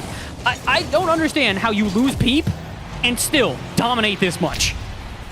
I mean, the answer is usually that Vesh is just very good, but I also feel like this is just one of those things where it's just, you can put anyone with this squad and the way that they're playing, that they'll be able to dominate most other squads. Because like I said, it's a pretty easy game to play with. Whenever I play in ranked and I have a really mechanical player, or I have a player that's disrupting all the rotation, the easiest job in the world sometimes is just say, hey, play solid positionally. Just be where they are not, and you're able to tighten up the defense most times. Noticeably, this is still an SSL level team on the side of Team Tactical Whiffs, and yet look how desperate they're getting for shots. They have one across the first 2.5 minutes of this game. Also, and look how desperate they are for just getting any sort of boost either. That offensive play was set up from Preston having 0, Whale having 0. I think the only person who did was Tactical Whiffs, and they didn't want to commit because they knew if the counterattack arrives, they're going to be the only one that can actually get back. So it's everything going wrong right now, unfortunately, for our orange team, and it's definitely not due to them making mistakes, but really the effective play on the other side. Klaven is everything right now. Physical, mechanical, boost stealing, just doing it all. He's able to get onto that one, and poor Tactical Whips actually has a good position on that. He's like, all right, well, all I have to do is just 50 it, and indeed you do, directly into Klaven and up and over your hood and in. That's got to be a tough one. Again, at a certain point, you just got to say, all right, well, this is not working out for us. 2 minutes is a lot of time, but with 4 goals and the way the momentum of the series is going, at this point, I feel like you just got to get some goals for some morale's sake, being able to get some momentum maybe, and even then, Preston, when he has a double tap into a reset catch, Vesh is still in the way. Vesh also then muscled through a 50 out at midfield on 0 boost as well. This dude has stepped up phenomenally. Honestly, such a brilliant pick from Klaven on the super sub. And I think, honestly, the first one that he chose as well. We're in the lobby waiting to see, who they can potentially get as a sub. And the first name out of his mouth is Vesh. I don't know if he's just homies with Vesh or what it is, but made the right call here, man. He has played so well, and so is the rest of the team, which makes it all the more problematic that the overall score line now is 8 goals to 1, outscoring them by 8 times the amount, and we are not even done with game number 2. Oh, come on now, Vesh, you can't do it. Vesh, come on now! This man's a cheat code. How did we allow this into this server? Poor Tactical Whips getting a peek on that touch, being able to get the reset, delay it, and then Vesh goes down the other way. How is this allowed? Initially, I was totally cool with this. I went, yeah, Peep and Vesh, I think that's probably about even skill level. I don't really think that, it's going to be too unfair. I'm starting to wonder if maybe First Killer would have been an easier opponent for Tactical Whip's team to try and face. This is absurd. This dude is a stat pattern in every capacity, and he's doing so. Fun fact, y'all, he's on 110 ping, and he's doing this. Yeah, you'd never survive a day in the prison where they raised Vesh. He has the Season 1 RN Genius tag. The man raised by the peak of Rumble is not surprised by anything you try to throw their way. That's he gets that double save, being able to cut across the defense, getting their goals. Klaven adding even more salt in the wounds. Chat, I can see you guys asking this. They're like, is this supposed to be close? Theoretically, yes. In actuality, apparently no. That's 10 goals to 1 now, outshooting them by 10 times the amount, and we have 43 seconds to go. I'm running out of words to describe the excellence we are currently witnessing from Klaven's team. We knew they would come into this one the favorites. This isn't just the favorites. They are the everything. Oh my God. No. I feel like I feel like a mandated reporter. Like, I feel like I should be like contacting the authorities. Like, this can't be allowed. I feel like I'm witnessing a crime and I'm just doing nothing. I'm just saying, like, it's fine, it'll be over soon, because this game number 2 is not going the way of Tactical Whips. I feel like that's understatement of the year. I should have an award mailed to my house. But right now, I feel like Tactical Whips has to just be game planning for the next one. Just being like, hey, we need to figure out something to do here. I don't care if we need to 50 every game. I don't care if we dedicate 2 players to the goal line every single time, just jumping to avoid Claven's demos. But this cannot happen again. This has been brutality. I can confidently say Tactical Whiffs is bringing main character energy in the worst way possible this weekend. Dude had a noise complaint during the draft at not even 6 o'clock on a Thursday, which made no sense. He then afterwards had a car fire outside of his apartment during, I think, either Swiss or yesterday. And now today, he is getting absolutely smacked down by Claven without a single hesitation. This dude will have a weekend to remember, whether positive or not.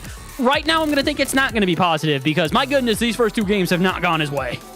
And it's one thing to be able to get scored on a lot, be able to say, okay, that's fine. But it was also just the way. It was so debilitating. Obviously, 6-0 says a lot, but it's a whole other thing when you take into account that Tactical Whips is getting into these games and then even gets a double tap that gets turned away. And then he gets a reset and he delays it below a defender and then it gets saved. Oh, they have a follow through. Oh, that's also saved. It's just like nothing worked that game. It's one of those games where you're just banging your controller against the table like I physically can't do anything in this lobby. Trying to get a confirmation from our production right now. I want to know how many demos we just had in that last game, just from Claven's team, because I think we had a couple of demos from Tactical Whiff's team. But based on the fact that at some point Vesh kind of went, I can do mechanics, I can do bullying, I can do defense, I can do demos, I can do all of that. He started getting involved in the demos too. So I'd love to know how many total demos we just had, because it definitely feels like Claven, who has stated that he's looking for 13 demos a series or something crazy. He might be able to like double that at this rate. Yeah, it's not looking nice, but that's why Rocket League is an interesting game. You reset and then clean the slate. It is 0-0, and now they can see if they can make the comeback. Come on. Vesh, come on. I just started my first sentence. What do you do? What do you even do at that point? Like, I genuinely do not know what you say. Dude had sip glue on that one. Yeah, he might be retired now, but his legacy lives on, and apparently it's in a player in Canada named Vesh. Yeah, I don't even understand how that even works, but you know what? I don't need to. I just need to sit back and enjoy. I know I can't really say the same for Tactical Whiff's team, but however, they have some good passing. I don't really like that lob from Preston, but I don't really blame him. Not too much boost in the tank to be able to follow that one, and maybe he can generate something else here. He's going to have to call in reinforcements. Whale will take it off of him. Tactical on the pre-jump with the set down. I like the build-up, but where is it going? There's nobody in the middle. And nobody challenged this one as it lofts out as well here. I think, again, its boost totals, as we've talked about, they've been problematic. And maybe also Preston not wanting to overcommit. As the individual best player on his team, at least in my opinion, that's the issue. When he does make a commitment, he needs to have faith his 2 teammates will get back. And with Whale lurking underneath him, and I think Tactical Whiff's diving for the same ball, that's not going to work. Yeah, whenever you do have all these plays together, I think the most difficult part, legitimately, when you are in situations where you know the defense is clicking, the offense is clicking, all the transitions are working, you can score off kickoffs, as we can see, that you really just want to dive on forward. You want to be as aggressive as possible. And even though that can work, I feel like it's literally just looking at a wildfire and I'm like, I'm going to fight this with fire. Like, no, you need to bring water. You need to find a way to disrupt them, because right now, every single thing that Claven touches is turning to gold. Bolty trying to make sure they get an air dribble bump even to just add into the physical play, but luckily Preston able to sidestep that. Ooh, chance here now, though. Claven pops it out to mid, and never mind. Bolty immediately sends us to the backboard, and with Tactical Whiffs on pretty much no boost, it's more offense being generated. And they got a shot that sneaks past Preston. Not quite. He's definitely stepped up here in this third game, but individual impact only do so much, especially as Claven's taking out 2 of your players. Bolty sends it back center. Claven's still headhunting for another one. Claven, by the way, had 4 demos in the last game, 7 total for his team. I believe the other 3 were all from Vesh. So actually a low demo game for him, if you can believe it, as he gets another. And sometimes you don't even need a demo. Case in point, Vesh getting this touch forward, and then Bolty says, come here, boy. Just goes slowly, slapping Tactical Whiffs up the wall. Even then, when he escapes, gets skidded out on the back wall and just has to watch that go in. So I guess we're just in for more of the same. It's like we're watching a rerun just on a different map. I'd like the rerun to end kind of soon here, if I'm going to be honest, because if we do not get a change-up here and we go into the next game with the same sort of trends, this is going to be a little bit of a painful one. However, they can change it right here. Preston tries to muscle through this one on the backboard where Whale can back him up. And that's it. That's the end of the play. All right, never mind. I thought maybe we'd get a little bit more, but Vesh immediately goes the other way, fakes out a musty flick, and the demo open space. Vesh is not going to be able to get back, at least not with a clean touch, so it'll bounce back out center, and that's all 3 players of Tactical Whiff's team committing, so it's back the other way. And also going for the bump as well as Vesh, but not able to make contact. But even then, it's like those moments where it's like, oh, that has to be in, right? Nope, Vesh is there, able to deflect it, get in the way. Preston going to be dunked to the side. Tactical should be able to take this one up and over Claven, who was up early. Vesh, half turn, trying to get back to it, and that will indeed be a goal. I think Vesh was between 2 thoughts, and he chose the wrong one. Unfortunately for him, it's going to probably be the singular lowlight we have from Vesh so far throughout this series. Otherwise, he's been pretty much immaculate. But maybe that's the kickstart that they need, the ignition to get this fire going for Tactical Whiff's team. And they kind of do need that. In a 2-0 series at this point, if they lose this one, it's a reverse sweep for the rest of it. And as much as we might have some faith in the turnaround from this team, I don't recommend going up against a team that has outscored you astronomically and trying to go for 4 games straight. And being able to stop the bleeding is something, getting 1 goal, but then it's also just the double factor of saying, okay, well, yeah, good. We have a goal, we can maybe get more, but we need to make sure the other team also does not score, and that is half the battle. Turning plays into transitions, trying to get the craziest of angles and setups. Preston was lurking in the midfield with 100, and he actually misses that read, which means that attack, just as quickly as it began, is Jover. Chance here, though, for maybe an increase to the lead as Preston saves that initial shot and tries to go for the follow-up. He will, but misses the boost out of midfield, so no air dribble available. That's so Whale can get involved instead. Tac Whiffs starting to find ways to actually lock this blue side into their own half, something we have not really seen throughout this series, but unfortunately for them, it's still not going to result in a goal. Preston, good challenge out of midfield on the ceiling, will force Bolty into a follow-up challenge, and same with Whale. Back to Whiffs, goes up for this early, gets it out to Preston. It's a perfect pass, and they turn it into a shot. Preston tries to get it from the sidewall. Whale there to contain it and keep it around. Where's the shot? Will it ever arrive? No, it ricochets out of the corner again. It is more offense being generated for our orange side, but unfortunately for them, they've got a lot more to do than just get offense. They need 2 goals in less than a minute. Vesh able to tap that one forward and being able to stop by Tactical Whiffs. Here's the passing. That's what I was waiting for. Tactical. It's just too direct. Whale's trying to rescue it. It is a double commit, but it does get to Preston. A lot of boost for a double. Claven comes in. Does he have the next touch forward? It's fine. Multi has it instead, and I feel like I'm liking the new style coming in. There's a little bit of rhythm to the movement in Team Tactical Whiffs. Is it too little too late? Honestly, this is my favorite version of this team, and I think it is my favorite version of Rocket League in general. It is the full send attitude. Forget the mistakes that could happen. Forget the somewhat risky plays. If nothing else is working out, sometimes you have to start taking those risks. And they are. My goodness, that dive in from Whale, risky as ever, but it almost worked out. The shot goes on, but it is blocked out of net, and unfortunately, despite the risk they are taking, it's going to make no difference. 10 seconds to go, a 3-1 score line. Surprisingly, the closest we have seen so far throughout this series. The outcome, though, none different than any of the others. It's another victory for Team Claven. They are 1 away from going undefeated into the grand finals with a total of, 15? That's the 15th game, 14th game they've now won?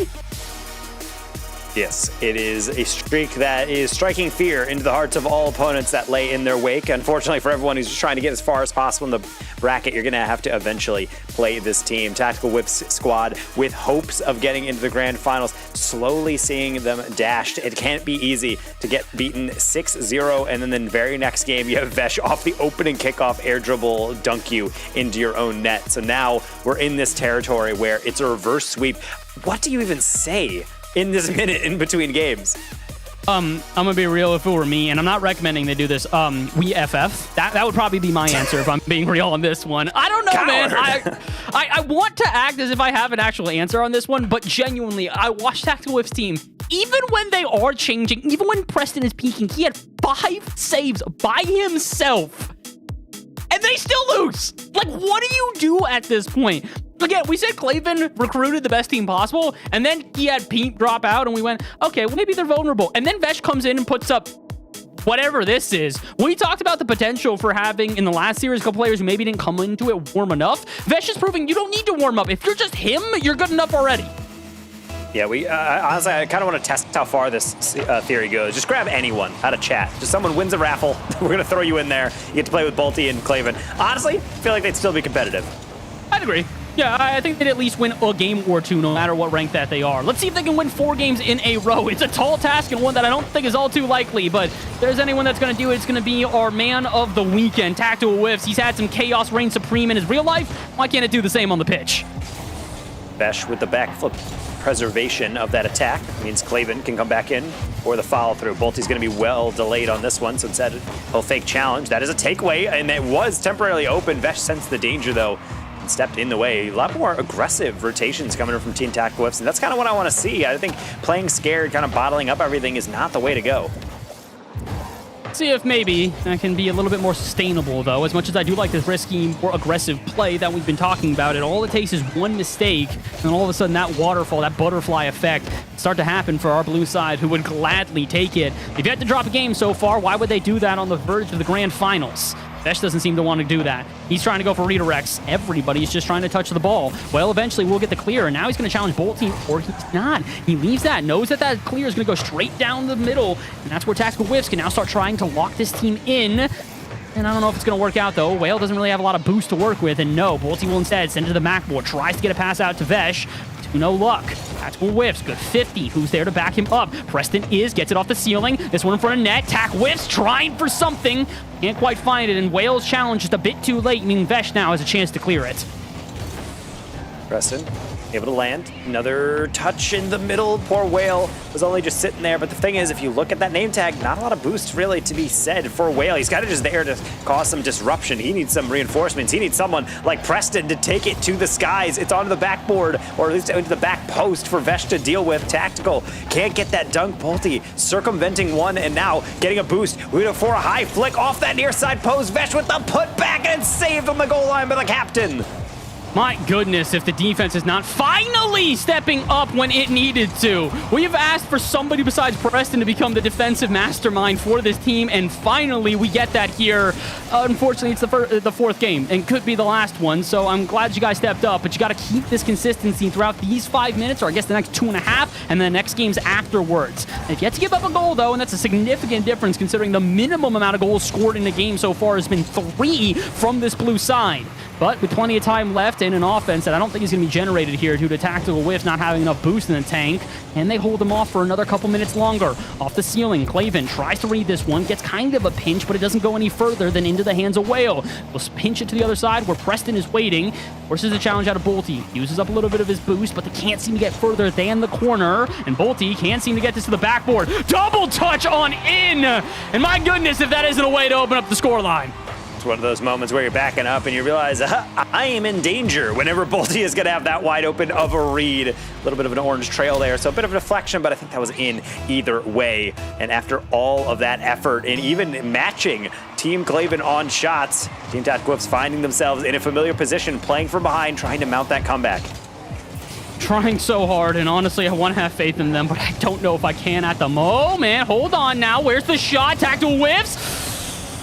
The hesitation. I understand why. He knows 2 players are going to challenge him, so he's going to try to take the 50 a little bit more coordinated, but sometimes you just got to full send it. It's something we said has been beneficial to the team, and the moment that you hesitate, the moment you second guess yourself, that goes away. That is your best chance so far this game, and they still can't take advantage of it. Here's their second best chance, and no contact found. Tactical Whiffs will slide in and keep the offense going, but they need to get a shot on target. That will not count. Preston tries for the follow, and it's dribbling in. Is anybody there? No!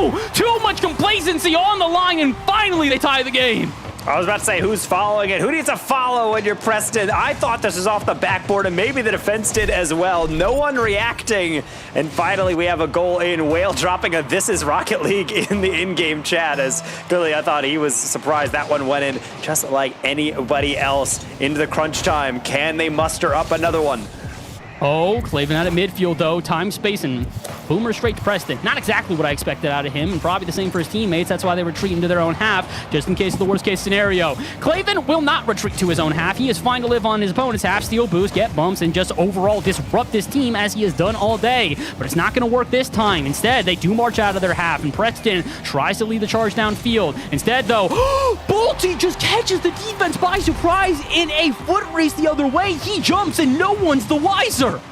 Tactical probably could have cut on this, but with zero boost, I understand why you don't. But at a certain point at this level, you either need to go immediately or not go at all and just shatter that play through. Choosing anything in between typically ends in a goal just like that. Take a half a second to make your decision, and in that half a second, the shot's already on target and you've already lost the game. It's a game of quite literally milliseconds, and if you choose the wrong time to think, it's going to be your last thought you ever have. 40 seconds to go. Preston trying to disrupt downfield and give his team one more chance. With only 30 seconds remaining and goals coming far and few between for this orange half, that is a very tall task. It's becoming a favorite game of mine to just watch a play develop, and then immediately my eyes will glance on my fly cam up into the middle, and then just immediately watch that player explode. Like, it's like without fail, the Team Clavin just sniping out that one player, and eventually all that stuff, it's just a domino falling one after another. Tactical whips sent up into the moon. Balti just guides one perfectly into Vesh. Well, that might just be the dagger. That is not an unexpected one, though. Despite it twisting into the backs of all of Tactical Whiffs, you kind of had to expect it. 3-1 to common score line here. This will be the second game in a row, but the more common score line, the win for Clavin's team. That is now, I did the math again, that is their 15th win in a row. They head into our grand finals undefeated, despite the fact, I need to remind y'all, they had a sub for this series. Yep. Put in anybody, and it's looking great. Tactical Whiffs says his GGs and also a GL. I'm going to be honest, Tactical, I don't think they need it. Nope. I just don't think they need it. They're just that good. They have been playing so dominantly, and I think anyone who might be wondering, why are we the biggest Clavin supporters? Why is the desk sweeping in their predictions? Have you seen the same thing we're watching? This looks so good from them. The bumps are oppressive. The aerial mechanics, all the counterattacks, razor sharp. I just want people to notice the fact that that game was still pretty dominant, and Clavin maybe touched the ball like 10 times. He had 80 points throughout that game and 5 demos by himself. His team outside of him had 1. Dude lived on the other side of the field and basically went, if you guys can get a shot, I will guarantee you there will be no defense back. Yeah, and that's really, it just shows how points are kind of the coward's way of calculating how impactful you can be, because oftentimes you have a player who can do a lot for your team and barely even be on the ball. Clavin just getting bumps, just threatening bumps is also something you can see strike fear in pretty much every game. You run back the tape, you watch back Friday, you watch back Saturday, and you see those plays. Even him just driving back forward or being able to turn around on offense, you see everyone on the defense just hesitate a little bit, and that causes so much disruption on by itself. I don't know what to say at this point. And you know what the great thing is? We don't have to say anymore. We can have Vaudable try to react to whatever just happened because, dude, what? Demos, explosions, bumps, no playing the game because Clavin's on the other side of the field, and that's basically what happened throughout this series, especially in game 2. My goodness, I mean, 6-0. There was nothing that we could have seen happen from Team Tactical Whiffs, and it's unfortunate too because this team very similar. What I'm thinking in expectations to what we saw from Helmsley's team. Preston this time instead of Patty being more of a carry for their roster, but also I think Clavin got an advantage because he demoed a car outside of Tactical Whiffs dorms before the matchup, so they had to play at a different place. There's a car fire if you didn't hear it before, right outside Tactical Whiffs dorms, so he had to play at a friend's house. So that's part of the reason why, but I also think a lot of it has to do with if you can't play the game, you can't save the ball, and that's what happened a lot in those games. I mean, with that too, Taco, when I'm thinking about that, and since, you know, you being a caster for OG and know Calm pretty decently in that play style, why do players and teams struggle so much against a demo heavy meta?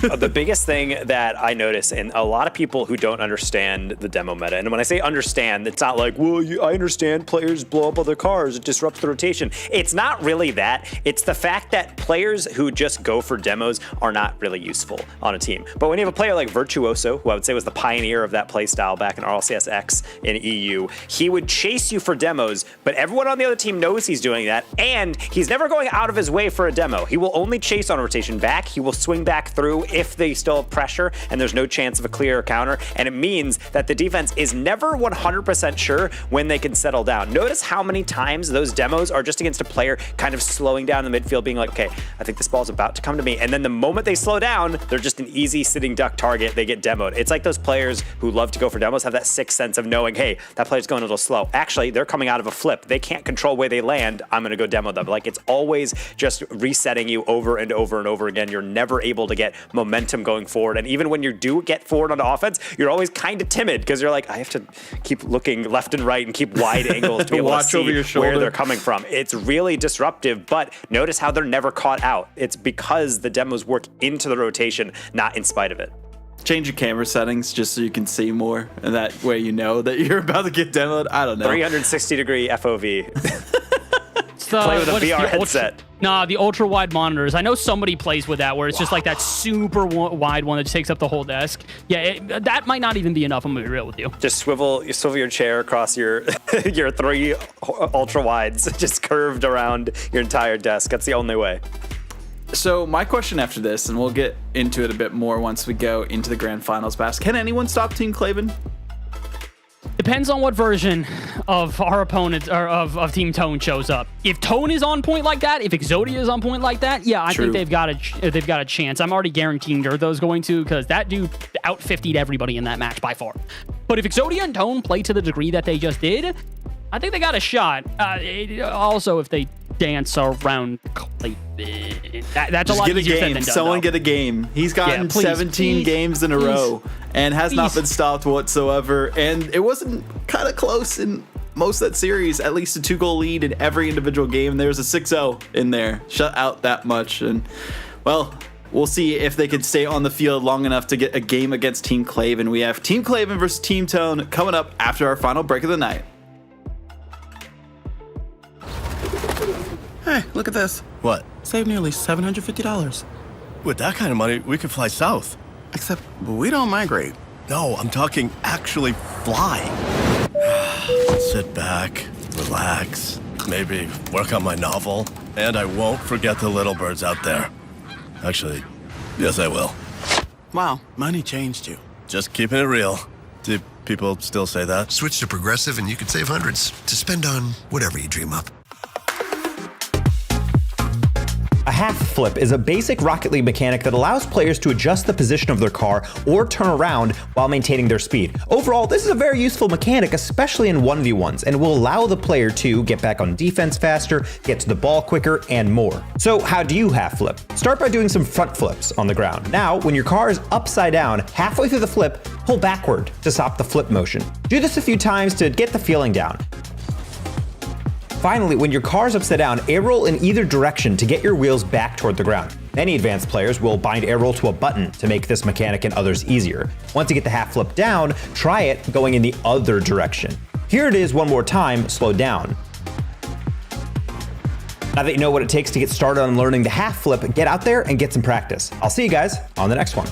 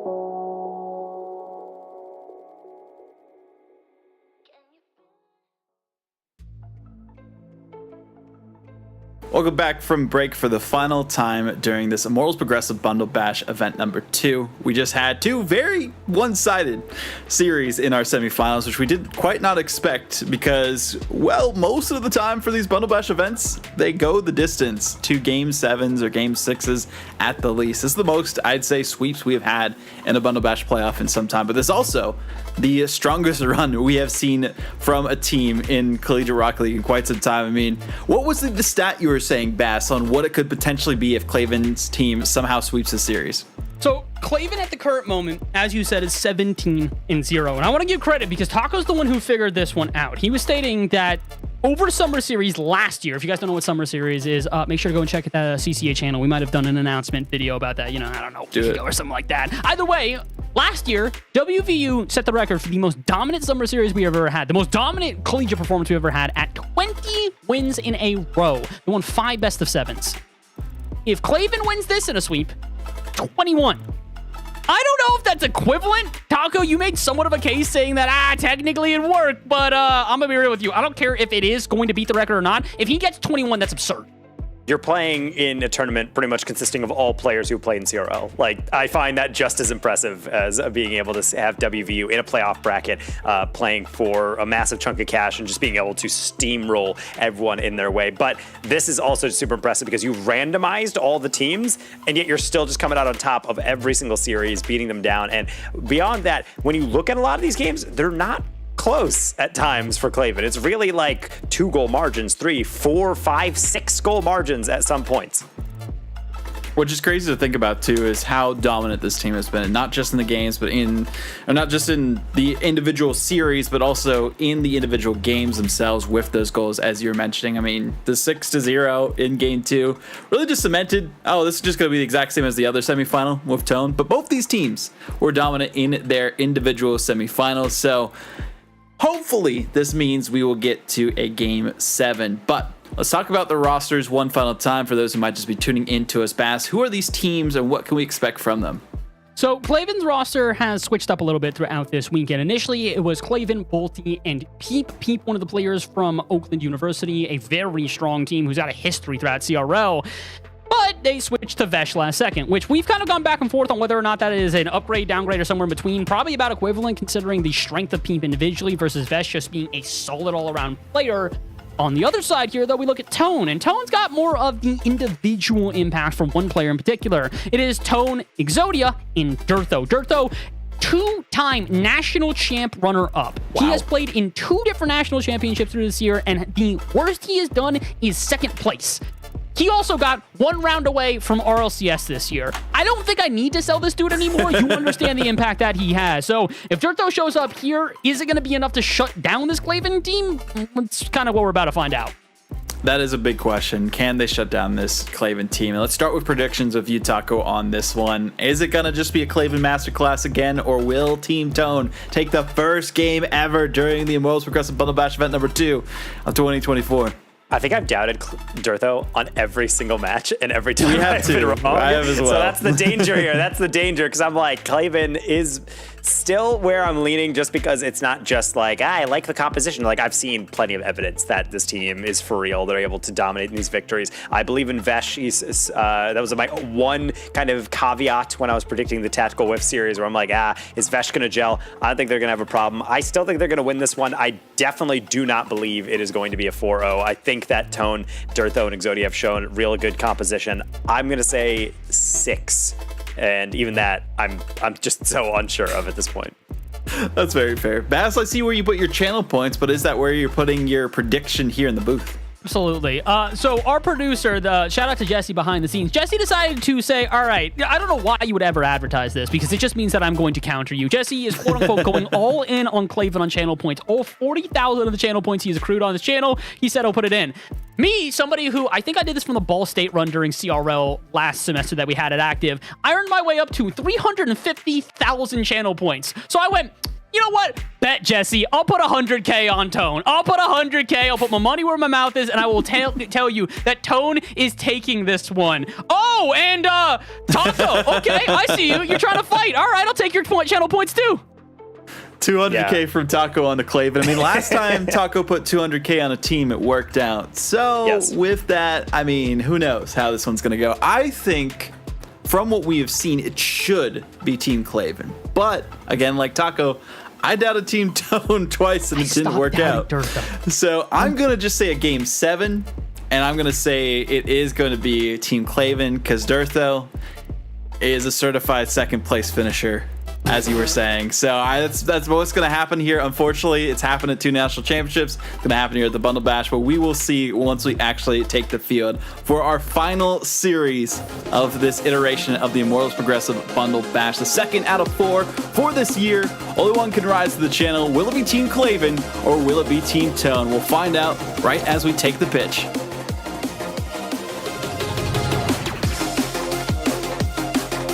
Two completely different streaks going up against each other. It is Claven on an undefeated streak that is unprecedented. We have only maybe seen this ever once in the history of Collegiate. On the other side, it's a streak that maybe is one we don't want to mention. As Vaudable said, Durtho's got a history of finishing in second place. He takes this one here. This might be his first place in a hot moment. Let's find out, Taco, who is going to break the streak, who is continuing theirs, and who is going to be our Bundle Bash champion.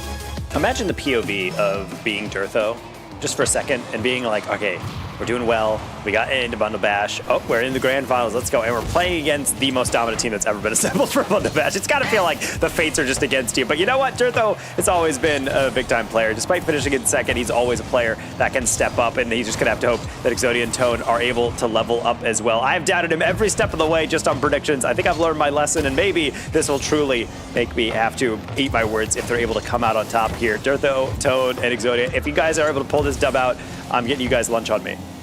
You know what? I respect that, and I also do believe that if you give Durtho a lunch, you're going to regret that. Dude's going to eat like $50 worth of protein pretty much every time. But we'll find out if he can even do that, as it already looks like the disruption play is not going to stop at all. Bolty swinging through, trying to cause problems for the defense here. The only difference, though, defense stepping up but making a mistake. Vesh dives for this one. No contact from the defense, and that's the first goal. And look at this poacher goal from Vesh. Just starts driving forward and realizes, oh wait, I can read that over the shoulder. Not an easy read sometimes. That can be really difficult to be able to angle that one, but I think they understood that if they put that anywhere between the posts, most likely goalie's really gonna have to flail for it, and flail they did, like a Magikarp. Just not unable to do anything about that one. Durtho trying to do something about the comeback, though. Reading that one crazily off the ceiling. So both teams have now proven one thing. If you misread the touch off the backboard, it's going in your net. Both sides now finding a little bit of hesitation on the backboard, a little bit of hesitation on defense, and dunking it so aggressively. Taco, we're in for one heck of a finals. It's, again, just kind of saying, oh, I wasn't familiar with your game type of thing. But you can't really say that about anyone in this lobby. Everybody's familiar with everyone else's game. Some of the best players in all of North America for Collegiate. Claven spiking to the ceiling. Demo to lead the way. Tone does not have it. Claven going for Durtho. Bolty trying to sneak one in. Not able to get it. Vesh on the putback. Back post. Tone, no save. None required. Crossbar had it covered. Now, we talked about this in the last series, and we talked about it in the series prior. Both semifinals has been a hot button issue here. Boost. Teams have struggled to find boost against both of these teams. Why? Because they're intentionally doing so. They're swinging through, getting the demo, taking your corner, and just making you uncomfortable in every capacity. And if you do that for long enough, eventually that bend don't break mentality will turn into a break indeed. Is there going to be a break here? That is so clever out of Exodia. You know what? You want to go for the physicality? Go for it. Doesn't matter. You probably should hit the ball. And poor Claven playing for the read, and yet Exodia, I'm going to say that's full calm. He just didn't touch the ball and then left it immediately. No hesitation, no processing, and that's what you need to do. You always have to think about what you can do to make the play more effective. A lot of players just like to flick that across at that backboard, but Exodia knew the job was already done once that first fake came in. He just got to clear the path. I gotta say, my favorite part of Rocket League are fakes and hezzies. That's my least favorite part of Rocket League. Great doink from Vesh, that's really nice. Watch the triple commit here. It's like Pee-wee soccer. And poor Durtho, as soon as he jumped, I think he realized the mistake that he was making, but still a lot of work to do. Not an easy finish. Sometimes you have to get all the way across it. You want to make sure you're not popping it too high, otherwise not really going to get the direction he's looking for. Vesh, I mean, we say super sub a lot, but I feel like this guy is just slotted perfectly in. It's like he's playing with the team he's played with all his life. And this is like we're going to see no defense throughout this series. Come on now, y'all. I know that it's an offensive series where defense is mostly going to be physicality, but that does not mean you can just disregard it. Definitely don't disregard Vesh. What did they feed this dude? He warmed up like an hour ago. How is he hitting almost every double touch he goes for? To be honest, the crazy part is that looking at his ping, I've been saying he's in North America. He does play for a Canadian school. I think he's in Europe right now, so he's doing this on ping disadvantage. The man is playing with 110 ping all these games and still almost hitting all these crazy clips. I don't understand. I'm just going to kind of accept it at a certain point. Don't you dare, Vesh. Okay, well, he doesn't exactly do that, but the fake out is enough to gain the lead for his team.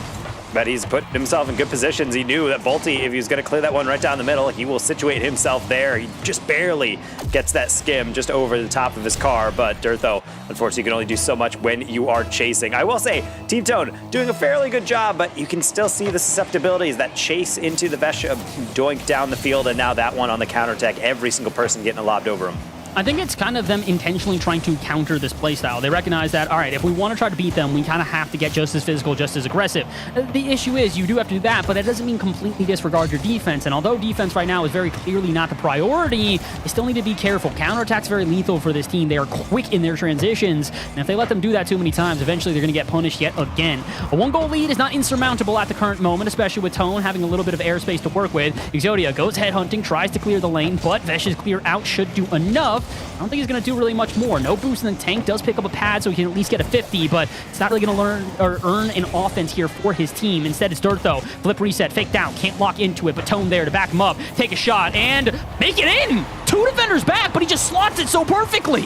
Tone's got that awareness. It's a next level. Look at that ball come down. He's coming from the sidewall and then realized if I just get that back post, it is open, and he's able to put that one exactly where it needs to be. I think anywhere closer to the left or anywhere farther to the right, that would not have been in. It absolutely had to be there.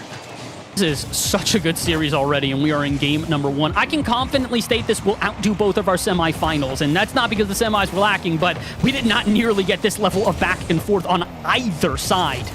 Right now, though, Vesh still trying to kind of unlock like he did in his semifinals. He's had an influence here in this game, but since those initial goals, it's kind of just been him getting shut down 50 after 50, going in favor of our orange squad. And honestly, I have to imagine Tone's pretty happy about that, considering the level of dominance that Cleveland's team has shown throughout this event. To be the first team to really stop them in their tracks has got to feel something special.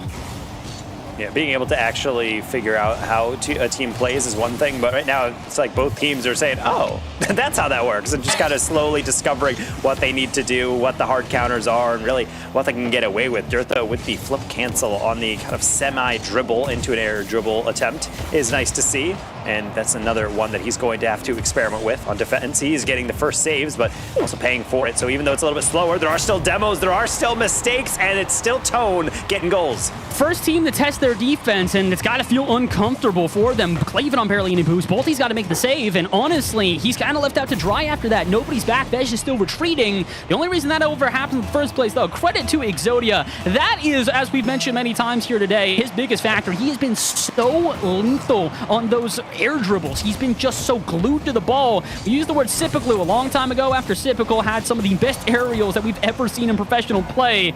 I think that Exodia might want that title now. I mean, Exodia is certainly playing for the most amount of time for his squad in the air. Feels like he's constantly in the way, but speaking of in the way, I feel like sometimes Team Tone, they got to get out of their own way. This felt a little mismanaged, but I can't really blame him. Vesh didn't get the flick that Dirtho was waiting for, so what else can you do? Deflect it right into the path of the next player. Unfortunately, you got to kind of call Exodia off on that one. He's got to get to the back post there. He's sort of shadowing Dirtho, isn't really sure what he wants to do, and results in a tied ball game with 10 seconds to go. Tone trying to switch that one up, though. Touch through the corner, but Vesh's demo should end the offense here for his team. Uh-oh, not if Dirtho has anything to say about it. He won't allow the counterattack, but he will allow an overtime. 4-4 OT here in game number 1. Another roller for Dirtho, being able to set something up. 72 boost is more than enough for him to create out of it. That's exactly I think why Bolty jumped prematurely on that one in order to get in front of the ball before anything untoward did happen. Vesh over top of one. Dirtho, somewhat of a late challenge. Tone thinking about going, but instead it's Vesh setting up another 1v1. Bolty wants a piece of it too, but Tone, he's just huge, getting another 50 in. Not only is he getting the 50s, he's also wasting boost totals. Big thing that we've talked about for this blue team is that they really like to starve teams of boost, but when you muscle through 2 50s in a row on 0, it makes it a bit difficult for them to actually hold that boost management, to hold the boost majority, and they're not going to. Klaven, 0 boost there, can't get a touch. Bolty will have to back them up as the only player with boost in the tank. This is a very different game here for Klaven's team. You can tell they are not nearly as comfortable as they had been in series prior. Their boost starvation strategy is just not working out nearly as effectively. Tone, and yet another fantastic 50. I thought that could have actually snuck by the defender, but no, able to calculate it correctly. Wait, where's the last defender? It's Durtho, wide open through the middle. No defense, 9 goals, and the winner goes to who else but Durtho, the hat trick hero. Bolty was expecting him to take it up the sidewall. He went, there's no way you're just gonna try and shoot this, right? Yeah, he absolutely is. And it does answer at least one question. Which streak will end first? It's Klaven's. 17 games will have to be enough for him. I'm sorry that you could only win 17. That's just, I don't know, the second greatest collegiate streak we've ever seen.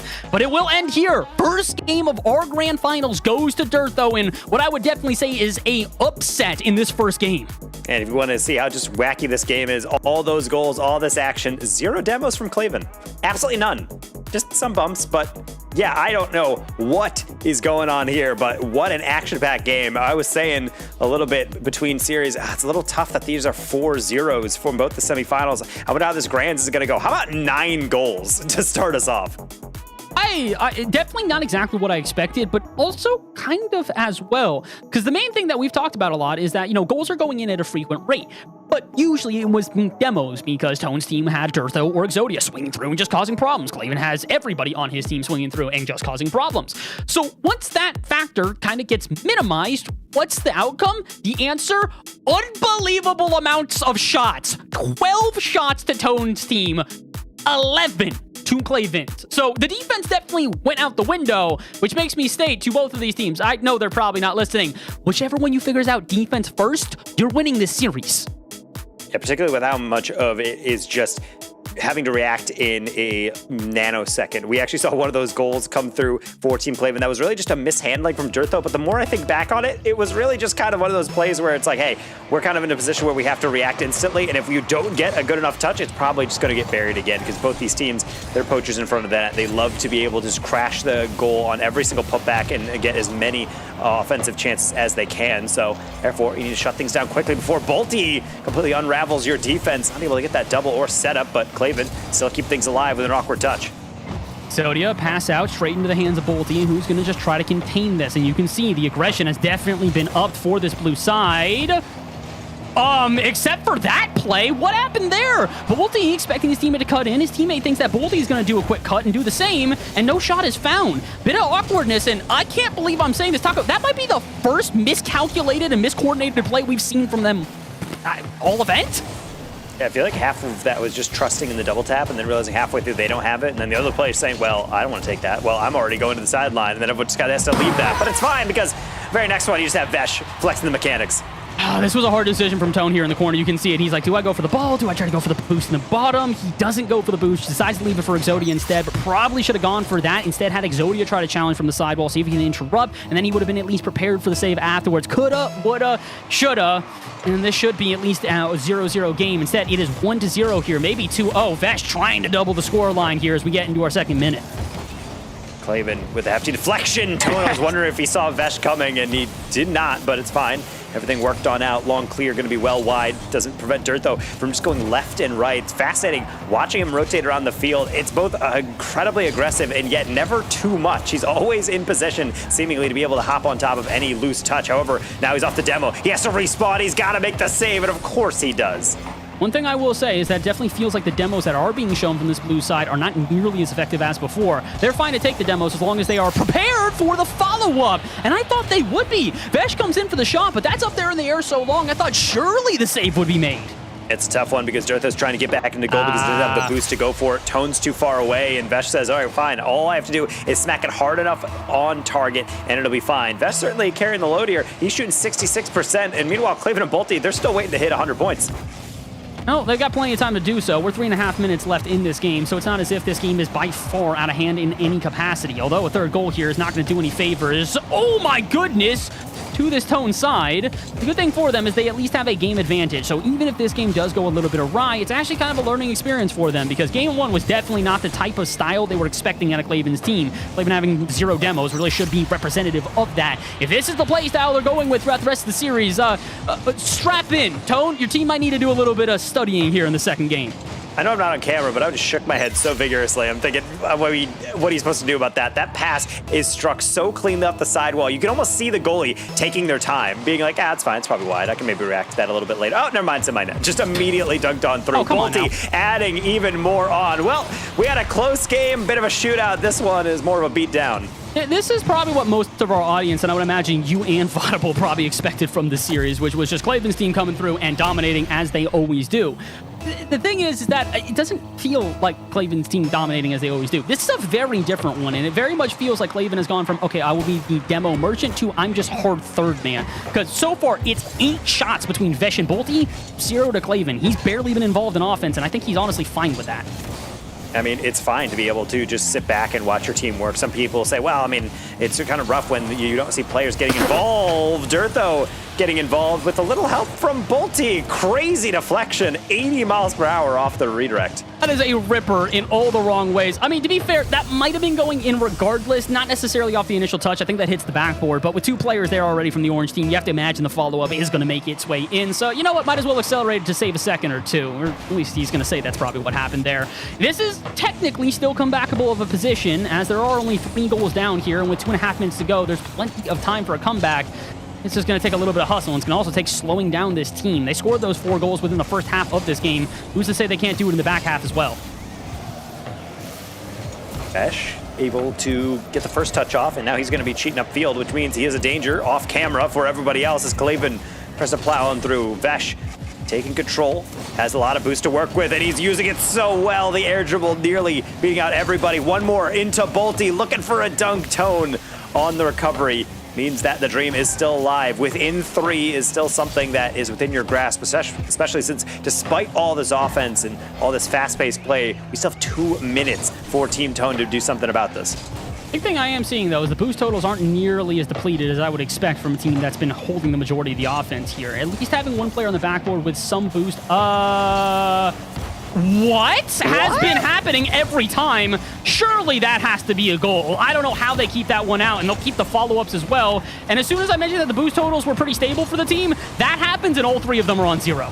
I needed a replay just to see how close that was to crossing over. That ball looked completely like it was dark in color, that was completely across the line, but I suppose it was not. So I guess we will find out if there will be a redemption here. Bolte almost got one. Dirtho read that one flawlessly to be able to tuck that one to the far side.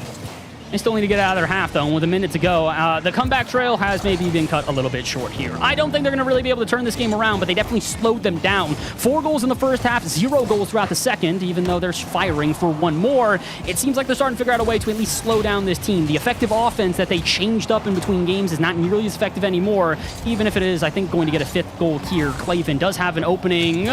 He slapped this off the backboard. He's trying, and Exodia will get in the way. Same with Tone, so maybe not. All right, well, the defense has definitely got them figured out, but they haven't figured out how to turn it into an offense of their own. Different type of game all around. Still dominant from Klaven's team, just in a very different way.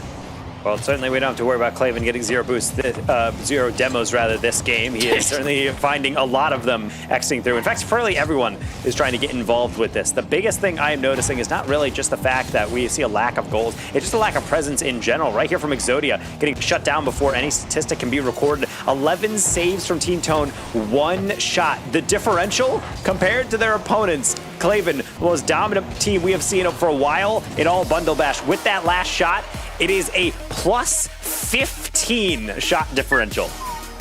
Yeah, so this game was a little bit different than the first one. I'll go on record and state that this is not what I expected here. Like you said, what? Like, I really don't have words for this one. This is a very different game, and in particular, we talked about this going into this series. The big difference was going to be all eyes on Exodia. If Exodia was able to play to the level at which we expected them to, which was, you know, the way they played out this weekend, it'll be great. Limited to 138 points, no saves, no shots, nothing. Clean zeros across the board in the worst of ways. So Exodia's got to try to have a similar performance to what we saw in Game 1. In Game 1, they were a major factor, and we're doing a lot to try and set up their team, play good defense, everywhere in between. This game wasn't that. This game was absolutely not that. So they got to change this one up, Taco. It's not a bad game from Exodia, but it's definitely not the influence they need to have if they want to win this series. No, and as we look at some of these highlights, I mean, it's a lot of it just off the kickoff, being able to extend into all those leads. And then when you do get a goal, it's kind of just a clunky, kind of lucky goal. They're going to just flicks that a little too fast for Bolte to react to. But some of it is just really weird. Kind of like this one. Looking at the replay, how is that not in? That's just in. I'm sorry. That's just in. That is 100% in. I don't care what anyone says. I'm hard pressed to say that's not in. The good thing is that it didn't make a difference in the outcome here, no matter what. There's one commonality between the two games I'm now realizing. Claven's team scored 4 goals every game. So theoretically, if they score 4 on this next one, it depends on tone. You score 5, you win the game. You score less than that, it's a repeat performance. Yes, and so when we do get into this next game, I think you just have to remember, hey, Team Tone, let's focus on the game 1. Let's get back to that style of inventiveness. And I feel like when I say that, it feels so condescending because half the issue is that you are just being pushed into your half. You're constantly dealing with Vesh air dribbling all over you, Bolte being able to get on top of every single deflection, and meanwhile Claven is just taking you off the field, wishing you never booted up the game in the first place. It's a tough mental aspect just to be able to get past this team, never mind the speed at which they're playing. The speed is definitely continuing to go up here, and oh my goodness, the one time you break it down, Claven will take advantage. Little bit of a stutter step here, knows the challenge is going to come from Exodia, and he just waits for him to flop. That's exactly what you need to do. Sometimes people focus so hard on playing as fast as possible, but oftentimes you will get in the head of the other team. At this level, you have to play predictively at least some of the time, and right there, Exodia knows the most logical choice is just to jump in place, not at it, because you don't have that angle, you don't have that speed, you don't have the strength. Vesh just walking through the back line off kickoff. All right, well, now here comes part 2 of what do you even do against this. Initially, it's what do you even do? Claven's demoing us, we've got no boost. Now it's Vesh, has 0 boost, and he's still gonna body his way through and just absolutely just dismantle you. I don't know what to do at this point. I'm gonna be real with you. I initially had some pretty good faith in Tone's team and thought they'd be fine. They're still fine. Never mind. We're back to that. Exodia stepping up big in this game.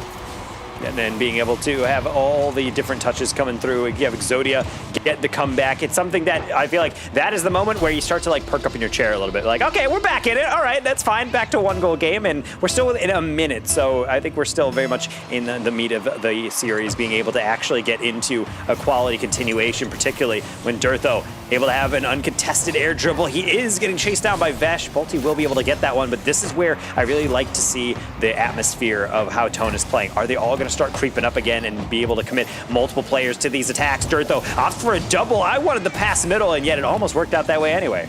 Well, I'm starting to see a pretty big difference here to why the defense isn't necessarily getting caught off guard by plays like that. Watch how much they're prioritizing grabbing those boosts in the corner right now. They recognize if they don't pick up the corner pads, it's going to get picked up by somebody on the orange team. So, yup, there you see it. They're going for them as soon as they make a play on defense. They do not want to get boost starved here. They recognize how much of a problem that was in game 1. It could very much be a problem here in game number 3 as well. They would rather have the scoreline look more similar to the last one they played. In order to do so, they got to get some more offense, and they'll start one up here.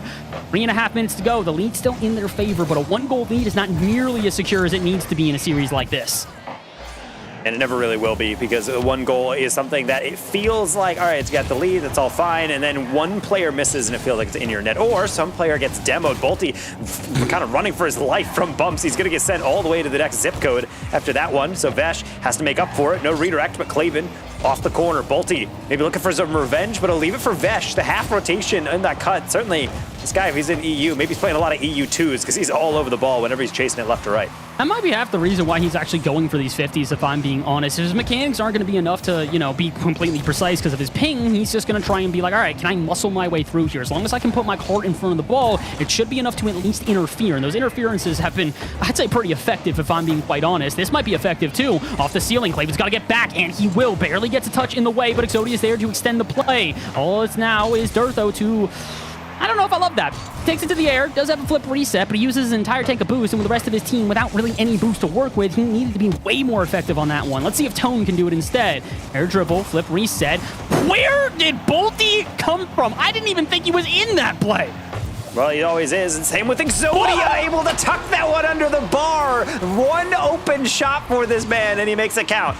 Okay, Exodia, I asked for you to step up. You're doing more than stepping up. You're nailing every every shot. Is that his second shot of the game? Nah, it's technically his fourth. Still, shooting 50% from the field after not getting even a single shot in the last game. The team definitely had the same mentality you and I did, Taco. We went, Exodia, you can't be playing like that. We need you involved in offense. And so now we have the situation where there is a lead to be taken, and it might just be Team Tone to be able to take that one. Bolty is, however, really against that idea. He will be able to cut on in and be able to cut again to find Klaven on the backpack. It's Vesh looking for a demo onto Tone. He will dodge, but the boost is stolen away from them. Durtho trying to hold things up. Tone, 0 boost, trying to make it happen, and nearly does. I gotta like that out of Tone, though. He's recognizing that Durtho's gonna lead the way. All he has to do is at least make the challenge. Whether or not he makes contact, it's that threat that they need. Why? Because look at now the totals. Look at the back and forth. Desperate to get out of their half is this blue side. So what is it doing? Creating panic, creating problems, and stealing boost. Again, those corner boosts have been so valuable. One of the biggest resources in Rocket League and one of the most influential parts of this game. That is so smart out of Exodia. You think, okay, that's a bad shot. No. He sees Durtho running through the corner and he recognizes, we can hold this long enough. We're gonna start to whittle away at them and break them down. Exodia, small angle to be able to get that first touch, but not only that, but he gets a dunk onto the second one as well, which means Durtho has a chance to lock down this half. Bolty will escape past one, but Tone has it. Durtho, that's going to be a crazy read. Exodia wants a piece of it. Bolty was man marking. Back middle. Deflection into Tone. Plenty of time to be able to set up, but not a lot of boost. He'll play for the possession. It's right over to Durtho. Taking it to the ceiling. Not past Klaven. Cut in at the crucial moment.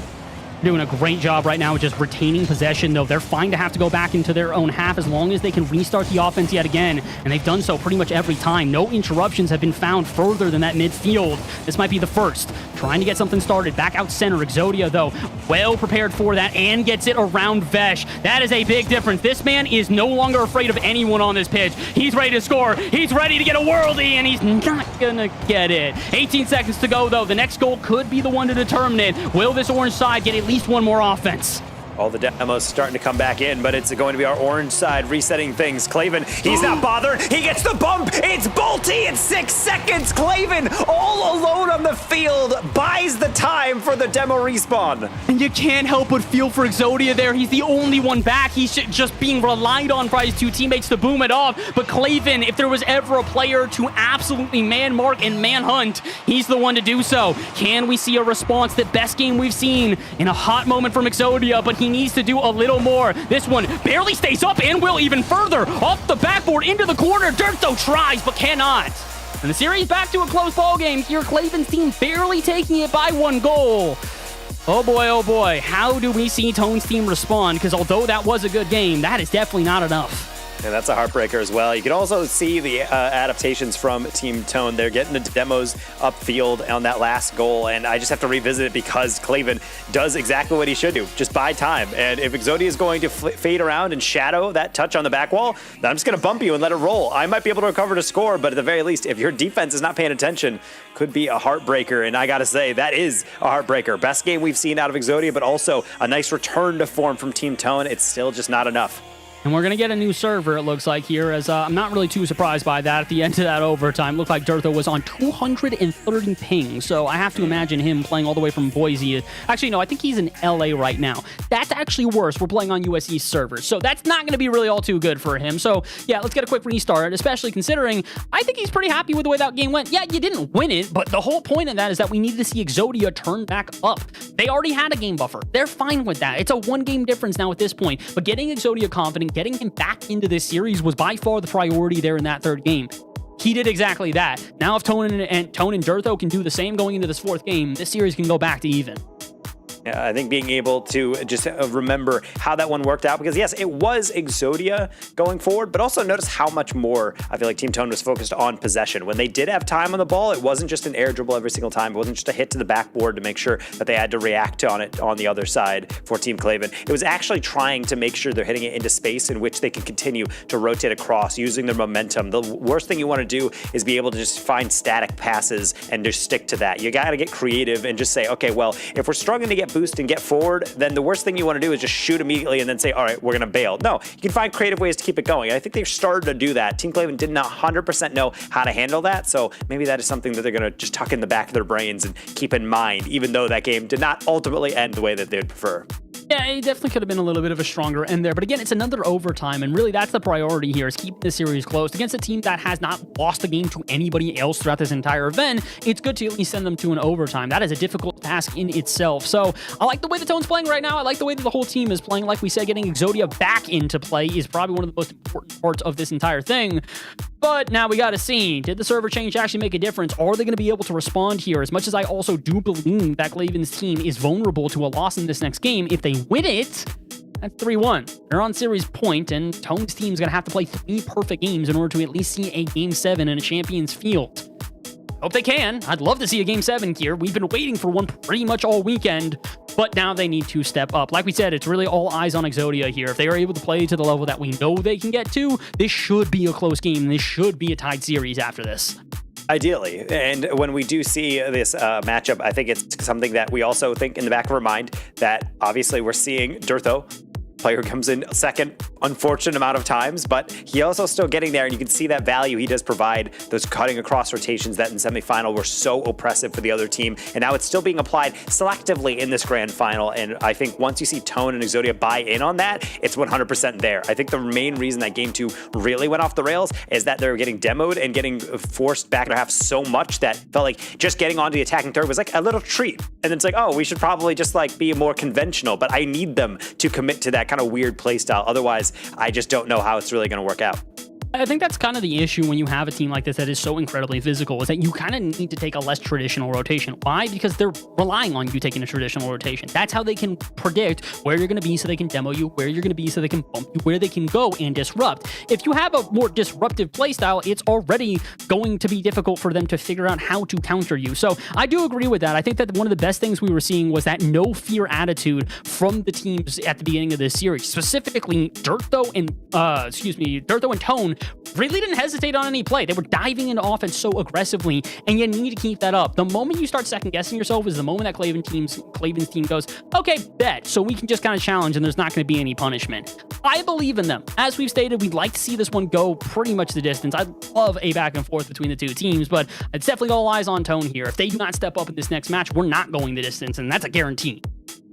And certainly a lot of people have some interesting things. I know we saw earlier on someone bet 45K on tactical whiffs, and they went down the drain. And now this time, after Klaven started really taking it to Team Tone, they were thinking, am I cooked again? As they voted for Team Tone. So there's a lot of people who could lose their channel point house if they don't pay their channel point mortgage, losing all this money, being able to bet on it. So it's a tough thing to be able to see. But at the end of the day, grand finals are exciting because we do have teams step it up and know that they're playing. All right, we already got well into the money. Top 8 secured us at least a little bit something to take home, but you want that extra. But on top of that, these are all competitors. They don't play just to be like, oh, this is kind of fun. No, they play to win. They really want to take this one home. So I'm sure this elongated break as we're getting into this new lobby, we have the test, the ping test done with, that they're actually talking it over and figuring out what they need to do. Because for both teams, even in the moments where they do look really dominant, they know it will not last because the other team will slowly figure it out. Well, they got a chance to figure it out now, and they kind of have to. As we've stated, Tone's team needs to take a win here. Otherwise, it is 3-1 in favor of Klaven's team, and all they got to do is win one more throughout the next 3 games that we will play.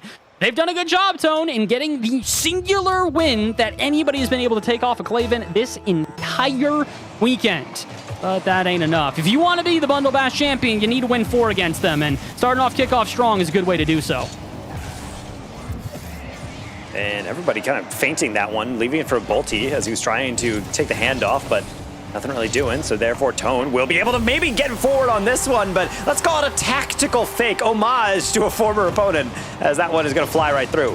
There's one commonality throughout all the games that we played so far here, is that if you miss the touch off the backboard, it will be going in your net. That happened in game 1, 2, 3, and now it's happening here in the 4th, but it's happening in a different way. Early goal for our orange side. That could be huge for them in turning the momentum in this series, and as we've stated, they need momentum in their favor. And it helps when Durtho is also playing aggressive on absolutely everything. That's a rough touch from Klaven. Vesh able to rescue it. Bolty will just ricochet that one all the way downfield. But yeah, you do not want to take your time when Durtho is just breathing right down your neck. Durtho went, yo, you want to hesitate? Bet. Oh, I'm cool with that. And just absolutely ego. What are you doing? All right, you know what? I figured out the new strategy here. It's Durtho challenges everything, and that's it. Oh, and it looks like we're getting a pause. Durtho, oh no, Exodia on 999 ping.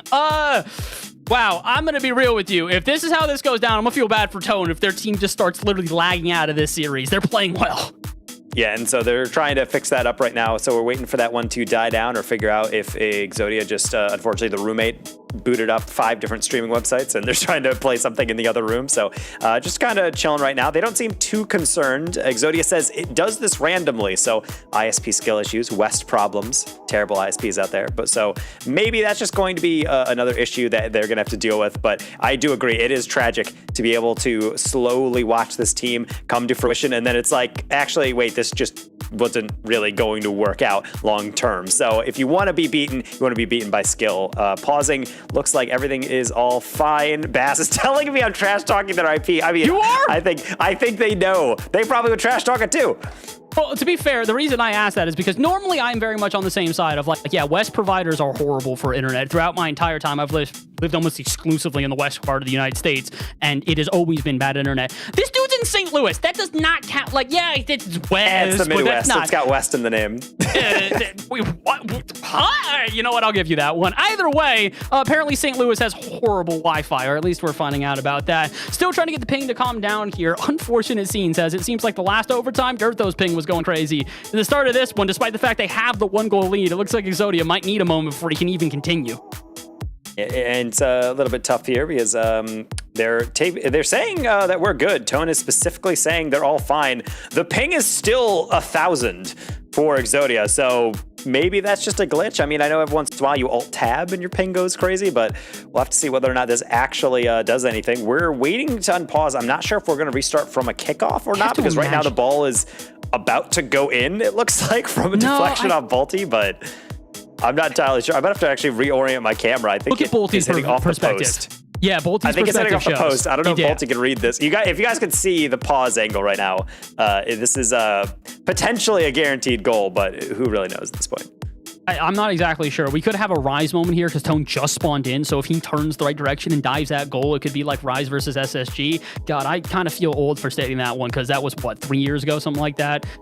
Oh, it's been a while. It's been a while. Either way. Theater. Yeah, shout out YouTube Theater. Probably the best venue we've ever had for an RLCS LAN, and I will stand by that one. But not the point here. Either way, I'm not sure if we're going to start from a kickoff. Looks like we're coming to a decision about that right now. Admins are conversing behind the scenes. I'm going to hope that everybody but Jesse, because he put 45,000 channel points onto Claven, so I don't want him making that decision. Anybody else can make it. Biased BUYEST production, trying to figure out where they want to put that. Apparently, both teams are said we're cool with anything. At that point, I feel like it's probably best just to put it back at the kickoff and just be able to like reset everything. It's a little weird when you can't tell when the defense is affected by the lag and not able to get in the way. So I guess we'll have to wait to see if that's actually what the referee is going to decide. But either way, I mean, at the very least, it's so important to be able to do this because right now it is 1-0 Tone. So this is not just necessarily anything where it's 0-0, who really cares? Like, this is a lead to protect. If this is unpaused and we just play immediately from the goal, then it's more or less just kind of resetting everything and starting back over 45 seconds in. So I am a huge fan of Tone being able to continue and take the beatings and then be able to answer right back with these games. But I think I'm not going to be fully convinced and be on the Team Tone train unless they can continue this offense with Dirtho playing like a maniac and Tone Exodia playing off him on the kind of the left and right wings. All right, looks like we've got an answer. I think we're starting from the kickoff here as we get into the game yet again. And I do have to agree with you. We need Dirtho to just be an absolute maniac here. If he is, they've got a great chance, but I do not want to see anybody else technically at the forefront of the charge. It doesn't mean I don't want other players getting involved in offense, but I just need him to be by far the most aggressive. If he's pre-jumping like off the ceiling like we've seen him do so many times throughout this series, I think they've got a great chance. But for right now, they're playing a little bit of defense. Dirtho going to have to step up big regardless, and we'll clear it out to midfield. Vesh going to have to take this one all the way back to his own corner, but of course Dirtho is already there to meet him for the challenge. It won't do anything though. Vesh to the sky. That's not a great air dribble. He might still be able to turn this into something if not for Dirtho reading the touch off the backboard brilliantly. Dirtho, flip reset going to be taken all the way to the back end, which means Balti will take over, but with what? There's no boost to be able to do anything. Claven has to use his. He's going to get beaten. That's everybody gone by, and yet Dirtho can't get there before the bounce carries it past the point of no return.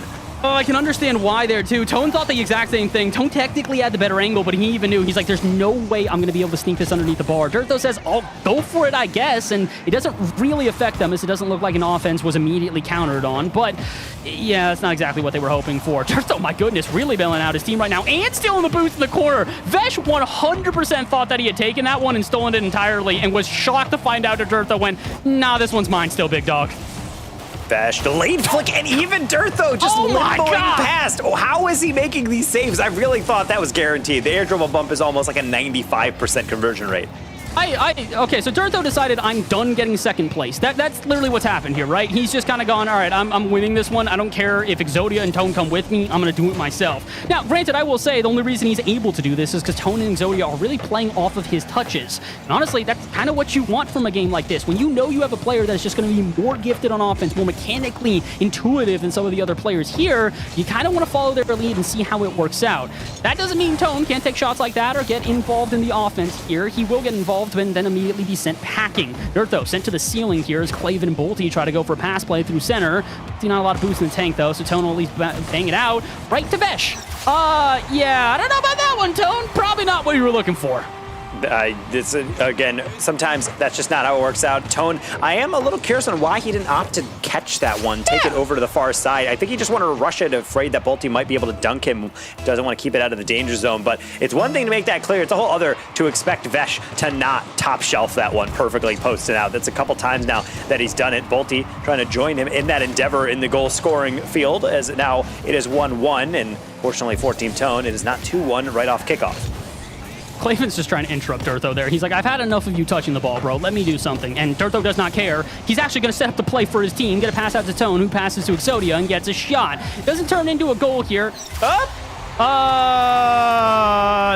does turn into a goal on the other end. What? I think there's a miscomm. Tone coming back here. Looked like they probably had that one, but then Dirtho probably thought Tone was farther back as Dirtho kind of turned outside there. But either way, I'm always a fan of just throwing the ball down the middle of the pitch at the goal and just seeing what the defense does with it. Every once in a while, you will get a moment like that where everyone is just a little too confused. They're not ready for that, like a straightforward play. Yeah, it's painful because it's definitely preventable. Like you said, I feel like Tone or Dirtho could have gone for that and would have made the save. They got to do that. They have to at least communicate with each other. Miscomm's been a problem here, but that's kind of what you expect from a draft series like this. These are all pickup teams that started playing together on Thursday. Well, actually, no. Technically, it's Friday, and even technically, that's not true for Claven's team. They're with a sub right now. This is a brand new team, so miscoms have to be at least somewhat expected. That kind of counts as a miscomm. A little bit less punished, though, as the goal is not immediately scored. Yeah, Vesh again really working those 50s down the field. This one is going to have to be relied on from his teammates, and Bolty not able to make it happen. Dirtho just plows right through. You want to make a bet that Dirtho said Exodia go for that? He literally just called him and said, trust me, if you go for the 50, I will be their center and at least get another one. And considering how effective Dirtho is on those 50s, that's a pretty surefire bet every day of the week. And might surefire get us another overtime. 55 seconds left here in this game, barring Vesh getting some sort of whirly of a goal here. Oh my gosh, he's going to. No, Exodia will make the save. Dirtho's still got a little bit more work to be done, but I think we could be ready for yet another OT, if not for the miss. Dirtho, you're supposed to be the clinical one on the team. You can't be doing that, brother. It's all fine as long as you have people behind you. Claven, they're driving backwards. Tone sets it right on the doorstep. Dirtho going for the disruption. He's just continuously going ball over boost. One of the weirdest combinations you can see. Another deflection, and Claven will zero boost clear that. Only as far as Tone, but Exodia, unfortunately, gonna curtail that promising attack. That's not exactly what they were looking for. At least I'd have to suspect as much, but it looks like the defense isn't going to be too frazzled from it. Exodia and Tone, though, both going up for this. Neither make contact, so now Dirtho has to do some heavy lifting in the corner. He's used to that, and he's used to getting air dribbles, but can he turn this into an offense at the end of this game? Tone absolutely can. He'll send it up the sidewall. He'll send it center. Where's Exodia? No, it's actually to Dirtho again. He's not even going to commit to the play. Exodia will, and spikes it backwards. I don't think that was intentional. Oh my gosh, Bolty might just be able to end it. So will Vesh. The shot goes off, and Claven is demoed. We head to overtime. And if you're living on a prayer for Team Tone, then you really have to thank the powers above or the powers that be within the Bundle Bash. I don't know how you got away with it, but that's where you just say thanks and you don't question it. You just keep on rolling and hopefully be a little bit more organized or accurate. Tone, maybe not fully aware of how open that could be. Exodia open shot and he goes for the top shelf. That's just got to be on target. I think he's trying to play that to one of his teammates for the rebound, just expecting that the players in net aren't going to be able to, or going to be able to make the save, so he's not going to be able to get a clean shot there. I don't think he realized how awkward the defense really was. Like you said, that's got to be a shot on target every day of the week. Tone recognizes this was going to be a shot on target and blocks it. Does not block the follow-up here. They've got some more work, and Bolty puts an eye for an eye, the whole world's blind, or an eye for an eye, and nobody gets a goal. Vesh going to deflect that one all the way across. He's going to be able to follow it. No boost, and yet Vesh never afraid of putting his car in those challenges. Same with Bolty, as he's going to try to invent something out of this one, but the offensive boost control really not there for the side of Team Klaven. They have been forward a couple times now and then just trying to create something out of nothing. And by nothing, I really do mean they have nothing going on. They're kind of just hoping that these demos and 50s will slowly whittle down the defense, and it's frankly just not enough. Klaven gonna try to boost this one out to midfield. Maybe that'll be enough to get some sustained offense. Absolutely not. Tone, great challenge, and not the greatest air dribble out of Vesh. It's a good recovery, but as he's bumped off the ball, that should be the end of the offense and a boomer downfield. Dirtho, 20 in the tank, can't quite challenge, but Klaven can't quite clear it. No boost in his tank at all means more sustained pressure, and Exodia able to get involved. Uh-oh, that's a ripper. Is Tone back technically? Where's the follow-up target again? The crossbar, the MVP in this game. Oh my gosh, and that one wasn't even on target, even if it didn't get saved. Zodi has no boost, but that's fine because he's just going to be able to throw that one middle. Dirtho was looking for the boost steal. He didn't get it, but Vesh has plenty of boost. Dirtho respawning back into the play by pre-jumping that one from behind, making sure he could chase that one down. That closing speed, oh so important in that scenario, but now he can't continue it again. It's Vesh with Klaven leading the way. Bolty waiting for the pass, but Tone able to recover just in time.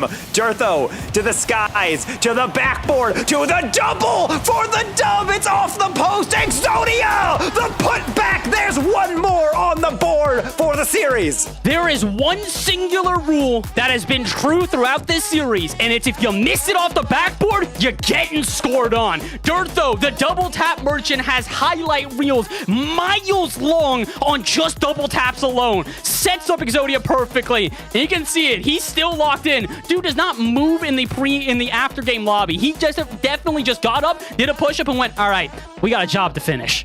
It's hype as well. 11 shots and really still somewhat being dwarfed by the 15 of Team Klaven, but all the misses, all the posts, all the crossbars from both teams shows that they're playing so desperately to get the best possible shot that sometimes they're their own worst enemies. Sometimes you just got to simplify things.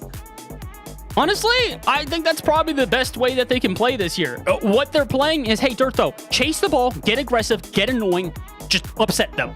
Exodia, do the same thing, but wait for Dirtho to be the first one to do so, then you can get involved. Meanwhile, Tone, he's not the majority of saves here, but he is the midfield presence that this team has been wanting. He is the third man on almost every one of these plays, and he's the third man unimpeded, I'd like to add. And that is the biggest difference with a team that quite literally would never let you stay on the pitch for more than, like, I don't know, a minute total before getting demoed. Now Tone has found a way to dodge the demos from Klaven, dodge the bumps from the rest of the team. Him being able to stay alive for that long and play a good midfield has changed the series entirely.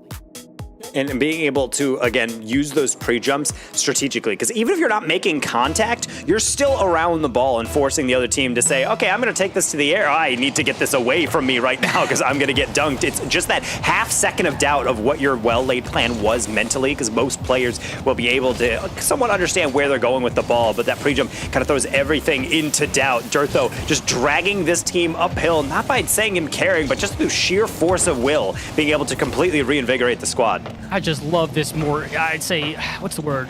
Annoying playstyle that we're seeing out of them right now. Again, Tone just turned out at midfield, cut rotations entirely, and immediately followed it up. And he's doing the same thing here. They just don't leave the ball. Exodia, you're on zero boost. Like, that's the right play. It's a great one, but in no capacity would you ever imagine a player to turn on zero boost on the sidewall to go for a challenge. This team has figured out how to counter this Klaven squad, and it's something we have not been able to say for literally anybody else this weekend.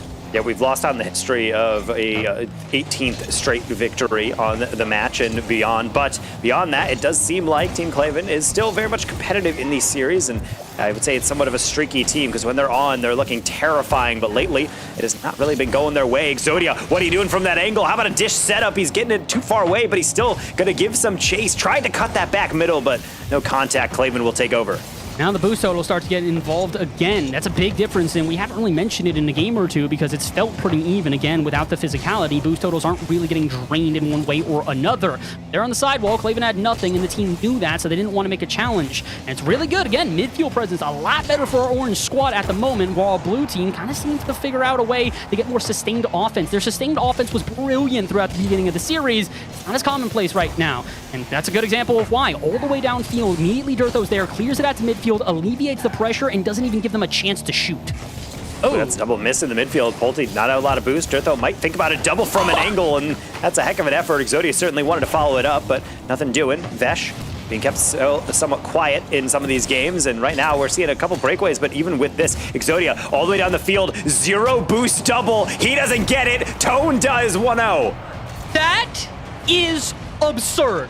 Exodia had 0 boost here at any point in this play. He not only gets the read off the ceiling, he gets the read on the dunk, and then just waits in net. If he had driven forward on that, that's a save, and Tone's goal never goes in. This team has finally found a way to unlock not just their offense, their defense, but the coordination. We talked about it. Pickup teams, the biggest difference between them is going to be how well do you play as a unit. The answer, very well. The three-headed Hydra continues to snap, and oh no, Vesh is not nearly as effective as he was before. I was about to say, Vesh, I know you're the individual player that can make that difference. That's not the difference he was hoping for there on that one.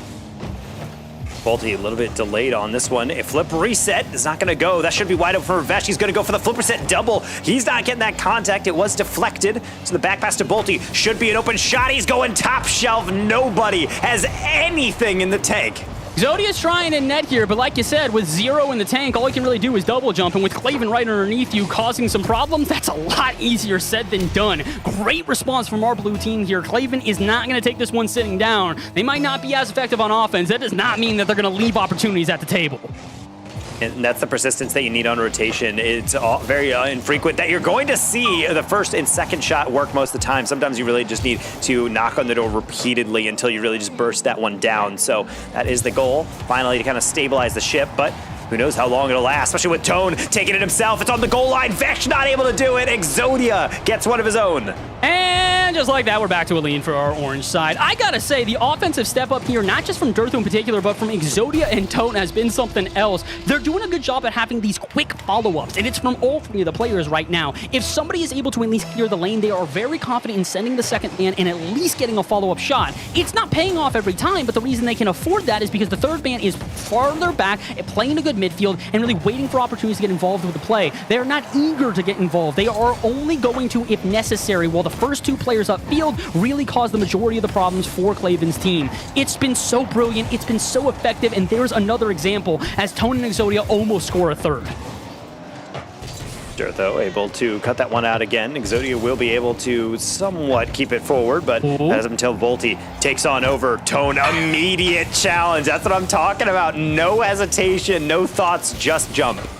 Honestly, and that's been the way that a lot of people, especially pros, have said is the best way to play. They call it a flow state, and it's for a reason. You're just flowing. You're not thinking. You're just doing. And that lack of hesitation is so influential. I've heard pros like Nolly, Apjack, JNaps, all of them talk about it, and we've also talked about this how many times? I feel like a broken record. I feel like I shouldn't be complimenting them, but it's the same thing over and over. Exodia is so back. What an air dribble. Even when he doesn't get that in, Vesh has nowhere to go with that. It has to be a 50. It's just going to kill right on the goal line. Dirtho knows it the whole way through. That's why he just beelines it in a complete straight line to the goal to be able to collect that one. But doesn't mean anything if they can't defend. Dirtho somehow over the shoulder gets the read and the continuation all the way to the far side. And he got a flip reset, and I think he uses that as a wave dash so that he can get the 50 there. And honestly, he's doing everything right now. I'd love to see the stats on Dirtho. Do a quick pop-up. Yeah, okay, that's surprising. Fun fact, Dirtho's not the top of his team right now. Exodia, big man Exodia stepping up here in this game, and he might do it again. Where's the shot? Is anybody there? No. Honestly, I get that. Tone and Exodia go, we have a 2-goal lead. Why would I ever commit to that? Tone and Dirtho kind of looking at each other for a second, but then they do make that committed on that read. Tone looking to take the lead in the series if something doesn't change quickly for Team Klaven. They are desperately trying to claw these four shots, but right now there's not many shots to speak of. They have a lot statistically, but outside of that, they've been really just stuffed right as they get to the top of the attacking third. When they do get their shots off, they're trying so hard to perfectly place it that it's not going in, and right now it just feels like Team Tone are completely locked in. Open net double for Dirtho. They call him Double Dirtho, and here is why. He is so lethal. If you give him a free backboard, he will slam it home, and he will slam them to game series point. 4-1. This is not just a good victory for them. This is the most dominant victory we have seen for Tone's team thus far. I feel like I'm over-complimenting them. I'd like to give more compliments to Klaven's team, but I can't help but feel the reality is setting in here. Taco, Klaven's team has regressed. Tone's has stepped up. Yeah, I feel like we are seeing actually rattling to the point where Balti is actually leaving to presumably change his car. So as soon as Klaven is also changing the car. So really an interesting aspect here of this matchup is, I would say that is probably the most consistent placebo I see out of top level players. If the game's not going well, it's sometimes your gameplay, but no, it's really just, it's the fit. Honestly, this one's concerning only for Klaven in my opinion, because remember, this dude has played the entire weekend with the udders on top of his car. If he comes into this one without the udders on top of his car, you know this is going to be a completely different game. This dude's locked in and he does not want to lose. A streak, 17 games straight, only to lose in the finals would be so bittersweet. Yeah, they'll still earn a ton of money. I believe it's $1,500 for second place here and $2,500 for first. So either way, you're walking home with a bag. Taco, you'd like the title on top of it though. Yes, and of course, this is also where we might reference some choking from Dirtho, because we have also seen him get onto match point in championships before, in collegiate championships even. You gotta make sure you close out, because we've seen it repeatedly. This is a staple of Rocket League as an esport. You can have a game in which you are just absolutely kicking the other team out of the lobby. It is borderline abuse, and then the next game, things get flipped on their head, and it seems like that last game never even happened. Is Neo Tokyo going to be the breaking point? Is it going to be the fattest of dubs for Team Tone, or is Team Klaven just warming up and with the new cars completely refreshed? Oh, Exodia looks like he has not skipped a beat here. He's immediately going into offense, but Vesh, maybe he's stepping up. We talked about how he was so influential to the offense earlier, but has been not a non-factor, but a lot quieter throughout the rest of it. What are you doing? No, don't do that. Yeah, I understand that's not a goal initially. Again, put a hand up. You cannot let Dirtho keep going for these. No such thing as luck in Rocket League, but that was lucky. Dirtho normally always nails that, and right now the defense kind of just glanced to the sky and said, please, Dirtho, have mercy. He kind of did. I'll be real. I don't think he had mercy. I think he just straight up was like, nah, okay, not this one. Don't do it, Tone. Don't do it, Tone. Pops it up high. Where is Dirtho? To the backboard. Drops it down. Exodia's there, and he dives underneath it. Again, that 1-2-3 punch has been so lethal throughout this series. That time, it does not quite connect.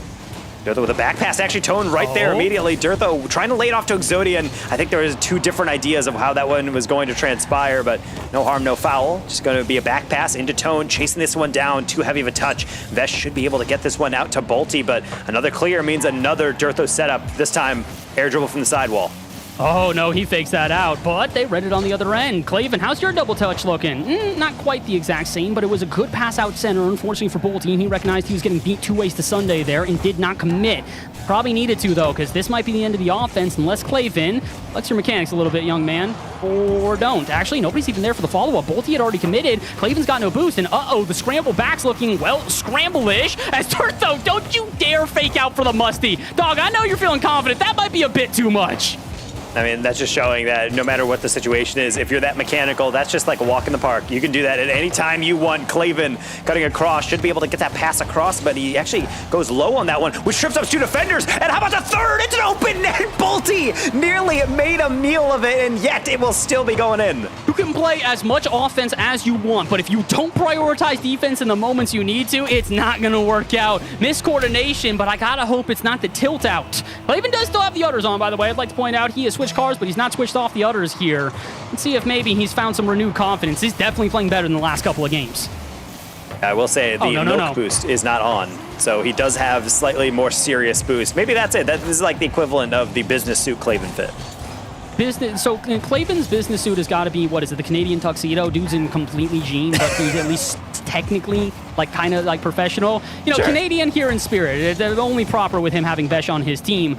Job's not done yet though for his team. Even if they are trying to go biz casual on this one, they still have a bit more to be done, as they're only up 1-0, and with half the game remaining, and a team in Dirtho, Exodia, and Tome that scored 4 in the last. They're needing this second. They will get it. Wow, power friendship on that last one. It's a shame you can't share goals because really either one of them had the claim for this one. Claven doing the smart thing. Can't shoot that one, but if he hits it high enough, it will be able to land right in front. This is starting to look like a Game 7 type of scenario, but of course, when I say that, it's not like Team Tone is completely out of it. The shot's relatively low for this game. Most of this being spent in the midfield doesn't mean we're not due for a pop-off eventually. Tone not going to be providing it this time, and Claven makes sure Dirtho certainly cannot put his hand up. Good follow-up from Vesh there, though, to pop it off the half. Knew Claven didn't really have much else, and he's kind of just floating there helplessly, so he's got to make sure to do something important. Tone trying to do the same. Double touch down, the demo from Exodia, but Dirtho can't get there in time. Maybe sustained pressure is what they're looking for here. Lot of chaos on the defense here as they're scrambling to get it clear. Bolty does have boost for this one and will ricochet it off the ceiling, but it's only as far as Dirtho will also, I think, steal that boost out of mid. No, he technically left it. Probably should have, because Bolty picks up a full tank. Now he's got an air dribble to work with. Doesn't land on the ceiling, though. That's the end of the offense. Can Tone get something started here? They need to hustle. 100 seconds left. That is technically, actually, it's plenty of time for 2 goals. Not when you've been shut out thus far. Exodia getting me a little anxious there as he had to backflip to be able to save that one again, but Vesh is going to make sure he's still not truly out. 3rd goal, Team Claven, after really getting disrupted for quite a while. Neotoki has completely revitalized this rotation. Oh, it's completely different here. As we mentioned, Vesh by far the majority of the offense for this team throughout the last couple of games. So the last couple they have won. Now 2 goals on 3 shots and 2 saves. He is absolutely revitalized, like you said, and it means that we might just find ourselves a Championship Sunday that goes all the way to Champions Field. It feels only proper considering how many sweeps we've seen throughout this event that we get at least 1 best of 7 that goes to 7. Job's not done yet, though. Exodia tries to set this one up for Dirtho. Dirtho sets it up for Tone, and Tone has no boost to commit. And what a classic Team Claven thing. Vesh, even the newcomer, caught that ball, back passed it, and immediately went for the bump, and then gets rewarded for his efforts. Good boy. Another goal onto the tally. Okay, maybe chat's a little bit right with the comfortability trap. They decided, all right, Vesh, you can just kind of like... Don't endorse their thoughts. No. Look, don't you can't endorse their encourage thoughts. chat. Give me one other reason why Vesh has, I don't think, scored a goal in like 3 games. And now he's shooting 75% with a hat trick. You know, sometimes man is just built like that. I don't know, man. I'm just saying, maybe there's a little bit of trickery at play here. We can't confirm that. We can't deny that. What we can confirm at this point, barring a miracle, is Game 7. We'll head to Champions Field here as a 4-0 dominant victory in Game 6. We'll see the, I guess, comeback technically here out of Team Claven. This game, this series has delivered in every capacity we have wanted. The only thing that I don't want is another game like this. I'd like to see the big man Dirtho show back up. I'd like to see Exodia with the confident second challenges, and I'd like to see Tone with that lockdown midfield. We didn't see that this game, and if they don't show it in Game 7, this will be Claven's series. Yeah, I do kind of wonder. It feels like we're warming up with these kind of like violent swings left and right where it's like one team really playing well, then the other team really playing well, and then the other team playing well, and it just keeps kind of going back and forth. But maybe we can get back to that Game 1 mentality where it was just a shootout. Both teams playing at the peak of their powers. I feel like that's what the fans deserve. And I feel like, you know what? I feel like we deserve it as well here in the production staff. We have finally gotten a best of 7, Game 7, and we can actually get to sink our teeth into this one because Team Claven, they're not just being able to answer back. They are so incredibly locked in on that offense. Oh, I don't have words. I don't have words for this one. It's everything we could have hoped for and more, especially with Vesh finally showing back up. Hat trick, 4 saves, 4 shots. No demos. Yeah, you didn't need that. 786 points. Dude popped off, and Claven now has a light. Actually, I didn't even say a light at the end of the tunnel. It's more reignition that they've been looking for quite a moment now. I'm hoping that this Game 7 delivers how it should, but the issue I do state is that Claven's team being back unlocked and Tone not scoring a single goal in that last game makes me think they're going to have to make some major adjustments if they want to keep this close. And right now, I think the danger from Team Tone is that you see the shades of what we saw in the prior game of being able to get in the face, get a pre-jump a little bit, but you're also seeing the hesitation start to come back in when Team Klaven starts to play a bit more controlled, a lot more slower air dribbles. Vesh was going for a lot more kind of off-ball touch back into the bump, into kind of these awkward touches that make Team Tone say, okay, well, it's one thing to pre-jump, but when a team gets wise to that and starts hitting it around you instead of trying to drill right down the middle, then it gets a little more difficult because you're just wasting boost through the air, trying to put a hand up and stretching, and then eventually when you land, you're looking around, you get 10 boost and you can't really contribute to the play. That's the real danger that I'm looking for as we head over to Champions Field, the final game of the weekend. $7,500 bundle bash comes down to this last 5 minutes and potentially some change, but won't beg for overtime just yet. I'm just going to see what happens. Oh, good 50 here and an immediate goal. They're taking the kickoff seriously, and they're taking the first goal. Klaven's team up 1-0. Oh boy, sequence of 50s. Look at Vesh waiting in line, almost queuing up for that. He's like, can I have the ball next, Volty? And Volty says, fine, here you go. And solidly make sure that 50 goes absolutely nowhere, locked into the middle. And if you're Team Tone, that is not a reset you're looking for. Oh, it is definitely not. But the good thing is that they've still technically got time here in this game. We've seen kickoff goals go either way throughout this series in multiple different iterations. But this one's going to go into yet another offense for Klaven. Vesh off the ceiling, doesn't lock into the flip reset, and I think was it trying to, as he didn't have much of an option with that air dribble otherwise. Both, do you have anything here? Not really, but somebody's got to make a confident challenge. Hello, somebody? What? But hesitation there, and definitely not an expected hesitation. It forces Bolty, though, to take it all the way back to his own backboard. Clear it down center. Probably not what he was going for, and that's fine, because Tone would just pass it back to Exodia, technically, and then off the ceiling. Tone trying to read this. Oy. I don't think that back pass was intentional either, but it doesn't turn into all too much as the first minute's just about to elapse, and still the lead in favor of Klaven's team. Well, I like the cut in by Tone and the follow through as well. Vesh actually, last second, you can see him lean back so he can peek that one up and over, because otherwise he was not getting that ball past that first challenge. Tone turning in place. Durtho trying to do the same. Klaven actually going to get a miss. He will try to make up for it with a pass, but instead it's going to be Tone chasing this one down, skipping it past one defender. Vesh, so with, again, an annoying touch. That's really the contribution I'm noticing the most from him down the stretch, is just trying to poke in, just be able to disrupt anything that Team Tone is trying to build up ahead of steam about. Oh, they still got to build up something here, though. Tone, two challenges in a row from him and Durtho. Neither one of them make contact. Klaven, that's a risky challenge on zero boost, and I don't think it's going to work out. Durtho still got some more work to be done, though. Tries to carry this through the corner and cannot. Zodia backing off this play, at least initially. He will follow it up, and Vesh's 50 will muscle through.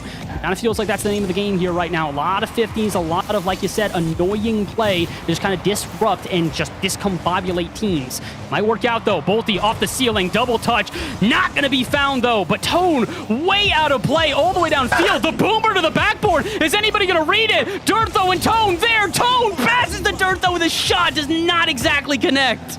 You know, shout out for the improvisation. Exodia and Durtho getting the team pinch clear, and now Durtho on his way. No more boost, needs a foul. Where's the third? Uncontested is Exodia. The ceiling double shut down by Klaven. Minimal boost. It's only Vesh with anything. Durtho taking him on 1v1, and a deflection to the corner. Going to keep it still at a 1-goal game, just about to cross halftime. Need to be careful, though. Boost total starting to dwindle for this blue half, and that's why you can't hesitate. You knew it was coming. One after another, challenge after challenge, and eventually the blue side breaks. Really well done by Exodia. It's so easy just to jump there and maybe even just jump to the ceiling and be able to immediately go for the reset. But he knows at the end of the day, he's not scoring this one. He's not even putting it on a platter. He just needs to beat out that first challenge, and then it should be open. Durtho makes sure to reward him for his faith, and Durtho turning into this lead striker as if we had any doubt that he was always going to fulfill that role. But especially then to be able to beat out that defender on the air to make it 1-1. Hopefully they can keep this one up. You need to keep this one close, as we know both these teams have such explosive offenses when given space. Klaven trying to get one started here, but the 50 isn't going to favor him as it goes back out to midfield. Bolty will send this back to his teammate, but Vesh's touch way too heavy, and I don't really know if there's even going to be a shot found. Kinda. That one goes through the corner, but the demo from Durtho should end the offense here. Exodia gets the demo as well. Numbers advantage. What can they do? Nothing. Vesh will immediately challenge, end the numbers advantage, and get a demo of his own. Being able to answer right back yet again, always lovely to see. Be able to smack players off the pitch and also giving a taste of their own medicine. They're certainly getting more of that aggression out. And you need to be able to do that from time to time if you're Team Tone. You can't always just be the punching bag and rely on finesse. Dirtho strengthening his way through this, walking its way into a bump. Improvisational masterclass. We talk about faith. We talk about reliance. This is full on trust. Dirtho said, trust me, it's going off the ceiling. I will clear you a lane. All I need you to do is shoot it on target. And Tone, he said, bet. 1:29 to go. 90 seconds just underneath left in this game. And Claven's team needs to find a way to slow down the physicality of Dirtho, Tone, and Exodia. Taco, I'm gonna be real. I don't think I ever thought I would say that statement. It's so tough to be able to see in right now when you are a fan of Team Claven, or if you are just Team Claven, it could be getting even worse. That deflection nearly going in. Dirtho was almost rubbing his eyes, could not believe what he was seeing. Vesh trying to build out of the midfield, but Tone shuts it down. Exodia on the turn. Dirtho, can he close this one out? Overthinks that shot. Bolty sending that one for Vesh to chase. Tone not a lot of boost, though. It stretches him entirely just to get that first touch. Dirtho and Exodia, I like the team play, but it does send a lot of numbers downfield. And now realizing this, Tone has to make the save, and he does. 3v1, and Tone on 0 boost just saved potentially the game. He's a captain not only because he's alumni, but because he leads by example. Is that the save we're going to remember this series by? Dirtho, double off the corner, getting past one. Claven getting chased. Exodia with a roller right down the middle. Exodia potentially putting a crown on all his teammates' heads. 17 games in a row, and it took a new challenger to break the streak and break the team. 20 seconds to go, and the clear favorites, the #1 team in this whole event, will be gone and dusted. Oh, it absolutely will. Tone not gonna fall for the fake kickoff, does not care. And with 15 to go, they need to hit back-to-back goals. And Taco, they ain't got the time. Congratulations to Team Tone, the upset victory in Game 7 of our final series of the day. Take a bow. Dirtho, your second place streak is over. You are the champion. And yet again, I am shown why you don't doubt Dirtho. The man's sheer willpower, able to power this team through. Tone and Exodia also finding their placements. There were moments where it was looking ugly. It was looking downright pathetic on the matchup, and yet you have to have that long-term focus. Look forward, not towards just the past couple seconds, but be able to see what lies ahead in the next game and the next one and the next one, and potentially Game 7. What a performance, and what a way to close out second Bundle Bash of the year. I've got no words. That took everything that I could imagine in me to just even contain my excitement of the unbelievable back and forth we just had. Claven, I do not want you to look at this one and go, I can't believe we choked it. Dog, you faced a team we never expected to rise to that occasion. I will say, hey, just one phrase, Bring me my money! Give me it! Come on now! Channel point reward, let's take it. Yeah, I'm currently broke, even broker than I normally am. But now with channel points, it's especially gone. I'm not getting 200K back that I bet because I was that confident. But again, I believe that is the third time I voted against Dirtho because I was just not believing. I'm thinking, you know, I like the team composition of their opponents a little bit better. I like the play style a little bit better. And yet, I am proven a fool yet again. And obviously, for everyone on Team Tone, I mentioned it earlier. Lunch is on me, because at a certain point, I have to pay in real, actual, quantifiable consequences. I don't know what to say. Hopefully, Audible, bring him back in, has something to be able to speak about. Gladly take 9,000 of your channel points, Taco. But no. Also, Jesse missing out on 15.82K channel points. Have to note that as well. They were planning to mute me if I brought it up, but it's too late. I already said it. With that, though, I mean, we talked about it from the last series. We saw Tone with the 4-0 sweep that Tone really stepped into the plate for their team. It wasn't just a Durfo offensive from that squad, and the way that we saw him integrate with the entire roster, especially in that last game, is what made the difference. And the biggest thing I was noticing there too in Game 7 was that it was all offense all the time after that first goal and went in from Team Tone, and there was nothing that Team Klaven could do to break out. The biggest thing here was nerfing Klaven. He wasn't able to get as many demos as he did in the other series, and I think that was the biggest difference maker, especially with the aggression that we saw from Team Tone. And that's what we talked about, Bass, going into this series, that's what they need to do. Focus on Klaven, make sure you can dodge those demos, but also the aggressiveness we saw from them dwarfed what we saw from Team Klaven. Oh, absolutely. And I think that aggression is what made it difficult for Klaven. Klaven's used to having players sit on defense and kind of, wait to make those challenges. They're coordinating themselves. When a team is just rushing midfield, diving midfield over again, it's very difficult to find a moment to actually get that physicality in. And I mean, look, that's just what it is. At the end of the day, you just got to try to make those adjustments. And Klaven, unfortunately, wasn't quite able to. Meanwhile, I have to give credit to both Tone and Exodia. Step up there. Phenomenal from both of those players. It is absurd. And I can tell you this much, by the way, Dirtho was ecstatic. We finished that series and I looked on Discord and I had 5 DMs from him, all of which, by the way, said, I end Cinderella runs. I end them. One after another. 5 of those back to back to back. This man's hyped. Taco, we should have known to never bet channel points against Dirtho, because I think last time I lost all my channel points, it was against Boise. So I should have warned you with that, and I'm sorry, but it is what it is. And there wasn't a second. Nice. There wasn't a second place finish in sight there for Dirtho. Only first place finishes, like we saw from the awards show that he's gotten as well. The awards from that too. But nonetheless, talking about the series, we can go all night breaking it down with how things went down, but let's talk about the event as a whole. I mean, the Swiss stage, started out with a bang. 14 Klaven, they almost did what they could to get the perfect victory at the end, but dropping that first game, even though chat said it was a calculated trap, it wasn't quite that. It was just, unfortunately for Team Klaven, them being outplayed for the most part. But looking at the Swiss stage bracket, I mean, seeing Team Tone come from round 5 to win it all, that's fighting through adversity, Taco.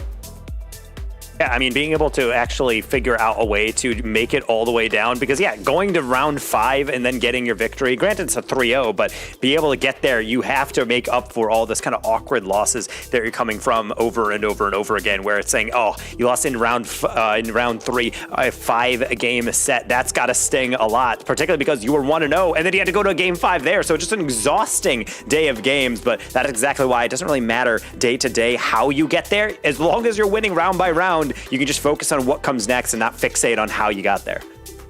Well, let's take a look one final time at the playoff bracket to see how we got here specifically for that grand final. All the way to 7. Finally, we did see one earlier on in the quarterfinals, and we were granted one at the end. We were talking about it too, Bass. We were saying, there had to be a game 7 since the semifinals were sweeps, and thankfully we got granted one.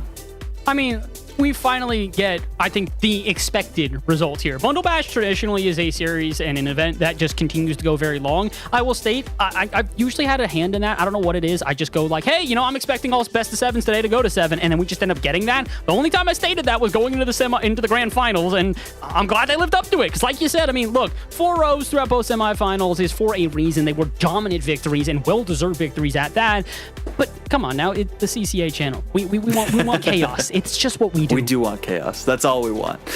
Chaos from everything. And that's what we got to see at the end here as well. Chaos throughout the entire series. I mean, out-demoing Team Klaven is not what I expected to see from a team. Klaven also multiple games without a single demo really goes to show that they had to adapt and try to overcome Team Tone. It just did not prove to be enough at the end there, Taco.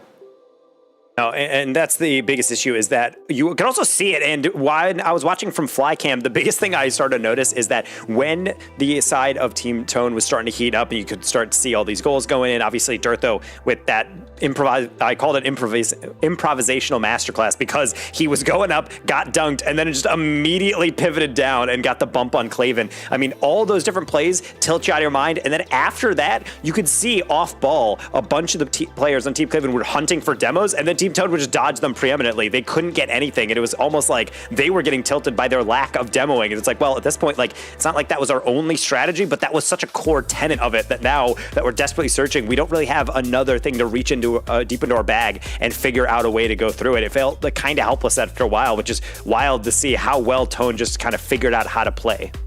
Well, let's take a look at our snapshot play of the day, which is that Durtho bump. Oh, never mind. It's not ready. So instead, let me get you ready for protecting your home and auto. This whole event has been sponsored by Progressive Insurance. Protect your home and auto. Save when you bundle and get a quote at progressive.com. And again, this has been an amazing event. We still have 2 more that are happening at the end of this year. So we have one the last weekend of July, one the weekend before Halloween. So a lot of great action happened then. There's also something called Summer Series. The first of the qualifiers happening this upcoming weekend. I think the 11th is the cutoff day for the registration for that. So if you aren't registered for Summer Series, make sure you get involved with that. Register, compete. There is $20,000 on the line, right? Something like that. Ooh, a lot of money. 10,000 per region, I think, or something of that sort. Regardless, though, East and West, not EU, unfortunately, only NA, but it is the best for a reason. Still, though, I think we do have this play of the day now, and Bass, you want to break it down for us? I am more than happy to break this one down, especially considering the fact that it is from big man Durtho and it is from a bump as well here. Durtho just reads this one off the ceiling and immediately goes for Clavin. This is what we said was the absolute faith play. Durtho just basically told Tone, if you can get to this one, I will complete it. The adjustment here, look at him. Wow. Angle himself down and Tone just goes, bet. That was really what set themselves apart in this game 7 to get the victory. I mean, Taka, you were talking about this, but if that goal didn't go through, I don't know how the pace would have gone in favor of Team Clave and potential for a counterattack, because they had to give it their all for both players heading forward for that one. And that's the biggest thing about those plays is that it's just purely on how well you can execute on that moment. Because if you watch that back from Durtho's perspective as the ball cam was on him, you can't really tell what he's trying to do because he's looking straight up at the ball. So he has just to lean back because he knows just behind him, Clavin has to challenge that based on where it's bouncing. That's just purely game knowledge. And so the fact that he's able to do that and be able to calm that to the next teammate in that clutch moment as the game winner, the series winner, the tournament winner, is mind-blowing to me. Like such a well-organized play and just kind of encapsulation really of what made Team Tone so great this whole weekend. You know, he had to be flexing right after that because he literally just flexed on the defense with that bump. But still, it's been an amazing event so far. Of course, thank you again to everyone who's joined us in the booth, Kendo and Chicksa in the previous days of competition, our lovely production staff in the background, Simpson that we have on graphics, Jesse or Just Staying Alive on production side of things, Bolby also in there as well. We had Giant helping with some admin stuff too, RJ helping as well with the Liquipedia updates, and Zodic again as always there for moral support. No, he's done a lot of great work for us in the background. Moral support. Final words from you both before we send things away and get ready and geared up for Summer Series this next weekend. I mean, you kind of stole it out of my mouth. I was going to say, if you enjoyed what you watched this weekend, make sure to pay attention. Follow the CCA channel. I think the exclamation point socials in chat should bring up all the social stuff for here. Follow us on Twitter or X, whatever you want to call it. Make sure to pay attention to everything that is going on with CCA. We've got tons more collegiate action, and we've even got more of these. Like we said, there's more bundle bashes throughout the rest of the year. So if you did enjoy this, make sure to follow along. CCA is putting out some incredible stuff, and I promise you, it will be every bit as entertaining as the grand finals we just witnessed. Being able to hop onto the CCA channel is always nice to be able to cast. And obviously, I was a little disappointed in the beginning of Championship Sunday, but that grand final all made up for. Really entertaining from start to finish. And honestly, everything on the CCA channel does this well. The C's stand for CollegeCarball, but mostly it's for content. We have always really good picks for these matchups. Summer Series is going to be no different. Again, if teams want to get involved with that, you are not having to wait until the last second. You have to get in there early. It is June 11th, 6 p.m. Central Time, 7 p.m. Eastern, to be able to register for Qualifier 1 this weekend. Qualifier 2 a little bit later. You have until the 29th to How many qualify teams that. is but it of course, that are on each you of the gotta regions for actually that? sign up into that. And so definitely make sure you tap into Summer Series. Only going to get even better. So Bundle Bash, obviously just one of the many things that we're doing to keep the collegiate scene alive. And as always, one of my favorite things to cast. It's going to be a great time. All that sponsored by a different sponsor we'll mention after this broadcast, but still. Thank you to Immortals and Progressive, as always, for helping bring this to a possibility. It's been a pleasure to be a host yet again, and I can't wait to see how everything goes down. That'll be happening for Summer Series. Bass, you want to say a little sneak peek of what we might be having this week before Summer Series? All I'm going to say, follow myself, follow Nick, follow Jeff. I think I'm pointing the wrong ways here. If you guys enjoy let's say, debate about the collegiate scene, we run a little thing called Champ League. It'll probably be here on the channel as well. We're going to try to get a preview show just before the summer series kicks off, before quals kick off. I promise you, if you don't know about summer series, that will teach you quite literally everything you need to know. Plus, it'll catch you guys up on everything that has happened within collegiate. Again, we did not have a CRL semester in the last semester, but there was still a ton of collegiate action that went down. So if you want to learn about everything that has happened, you want to learn about what is about to happen with summer series, please go follow, I think it's at Champ League Show on Twitter. If not, go and, follow myself, Taco, Nick, everybody, and you'll find it. We'll post about it somewhere. I promise you'll find it. But if you enjoy Champ League, if you enjoy collegiate, please make sure to pay attention. We'll be doing a show real soon. Yes, so we'll catch up with you all on Champ League on this channel sometime this week. Keep an eye on social medias for that. And then, of course, there will be Summer Series Qualifier 1 happening on Saturday. The next one, I believe, at the end of the month, too. So a lot of great action to expect before we get into the summer season. But with that, we do have to bid you all adieu and say goodnight for now. But we'll see you later in the week for some more Collegiate Rocket League action.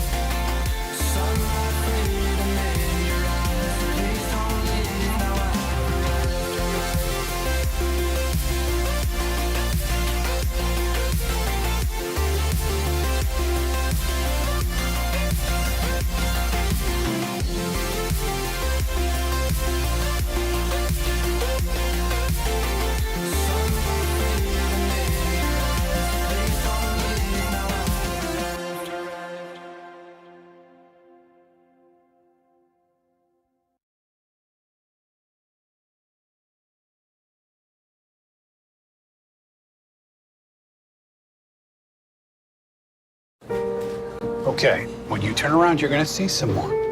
You have a turkey and cheese? Let's imagine that LL Cool J has a bubble around him. Do we want to be inside? I'm Keith. There are some situations that young homeowners turning into their parents just can't handle. Yep, there he is. There's my nephew. Now, I got a video of him playing piano. That's not how you take a selfie. Progressive can't save you from becoming your parents, but we can save you money when you bundle home and auto with us. 3, 2, 1. We don't need a countdown. Just take the picture. Kickoffs, one of the simplest parts of the game, but still one of the most heavily debated topics in Rocket League. Does left go? Does right go? Who goes? Well, today we'll be going in depth on the best ways to set you and your teammates up for success during kickoff. To start things off, let's talk about positioning. In standard 3v3s, there will always be one player out of the three closest to the ball. They will go to attack the kickoff. The other two players should go in two different directions, one going back for boost and positioning themselves as goalie, and the other will creep up behind the player going for the kickoff. This covers all of your bases before the kickoff even starts, and gives you a good hybrid of offensive and defensive play. Now the debate of the century. Does the person on the left always go? The most common answer you will hear from the community is yes, left goes for the ball. While this is an unwritten rule of Rocket League, some people like to make it challenging on their teammates and switch it up. Even if they aren't left, you will find your teammates saying, "I got it," for the kickoff. Let them have it. It may not always work out, but if you compensate by getting back to goal and being ready to play defense, you still have a fighting chance at a successful kickoff. The next thing to focus on is strategy, to get to the ball quickly if you're the one attacking. You technically can drive straight to the kickoff, but in higher ranks, you will find yourself being beat to the ball. One good way to make sure you get to the ball as fast as possible is to do one diagonal flip left or right when heading to the kickoff. This will help you save boost as well as gain speed to get closer to the ball. Kickoffs can be a struggle if you don't communicate with your team, so be sure to use the in-game comms as well as talking in voice chat to figure out the best plan of attack. The next time you load into a match, be sure to remember these tips and tricks to give yourself and your team the best chance of coming out with a win. Thank you all so much for watching. We'll see you on the pitch.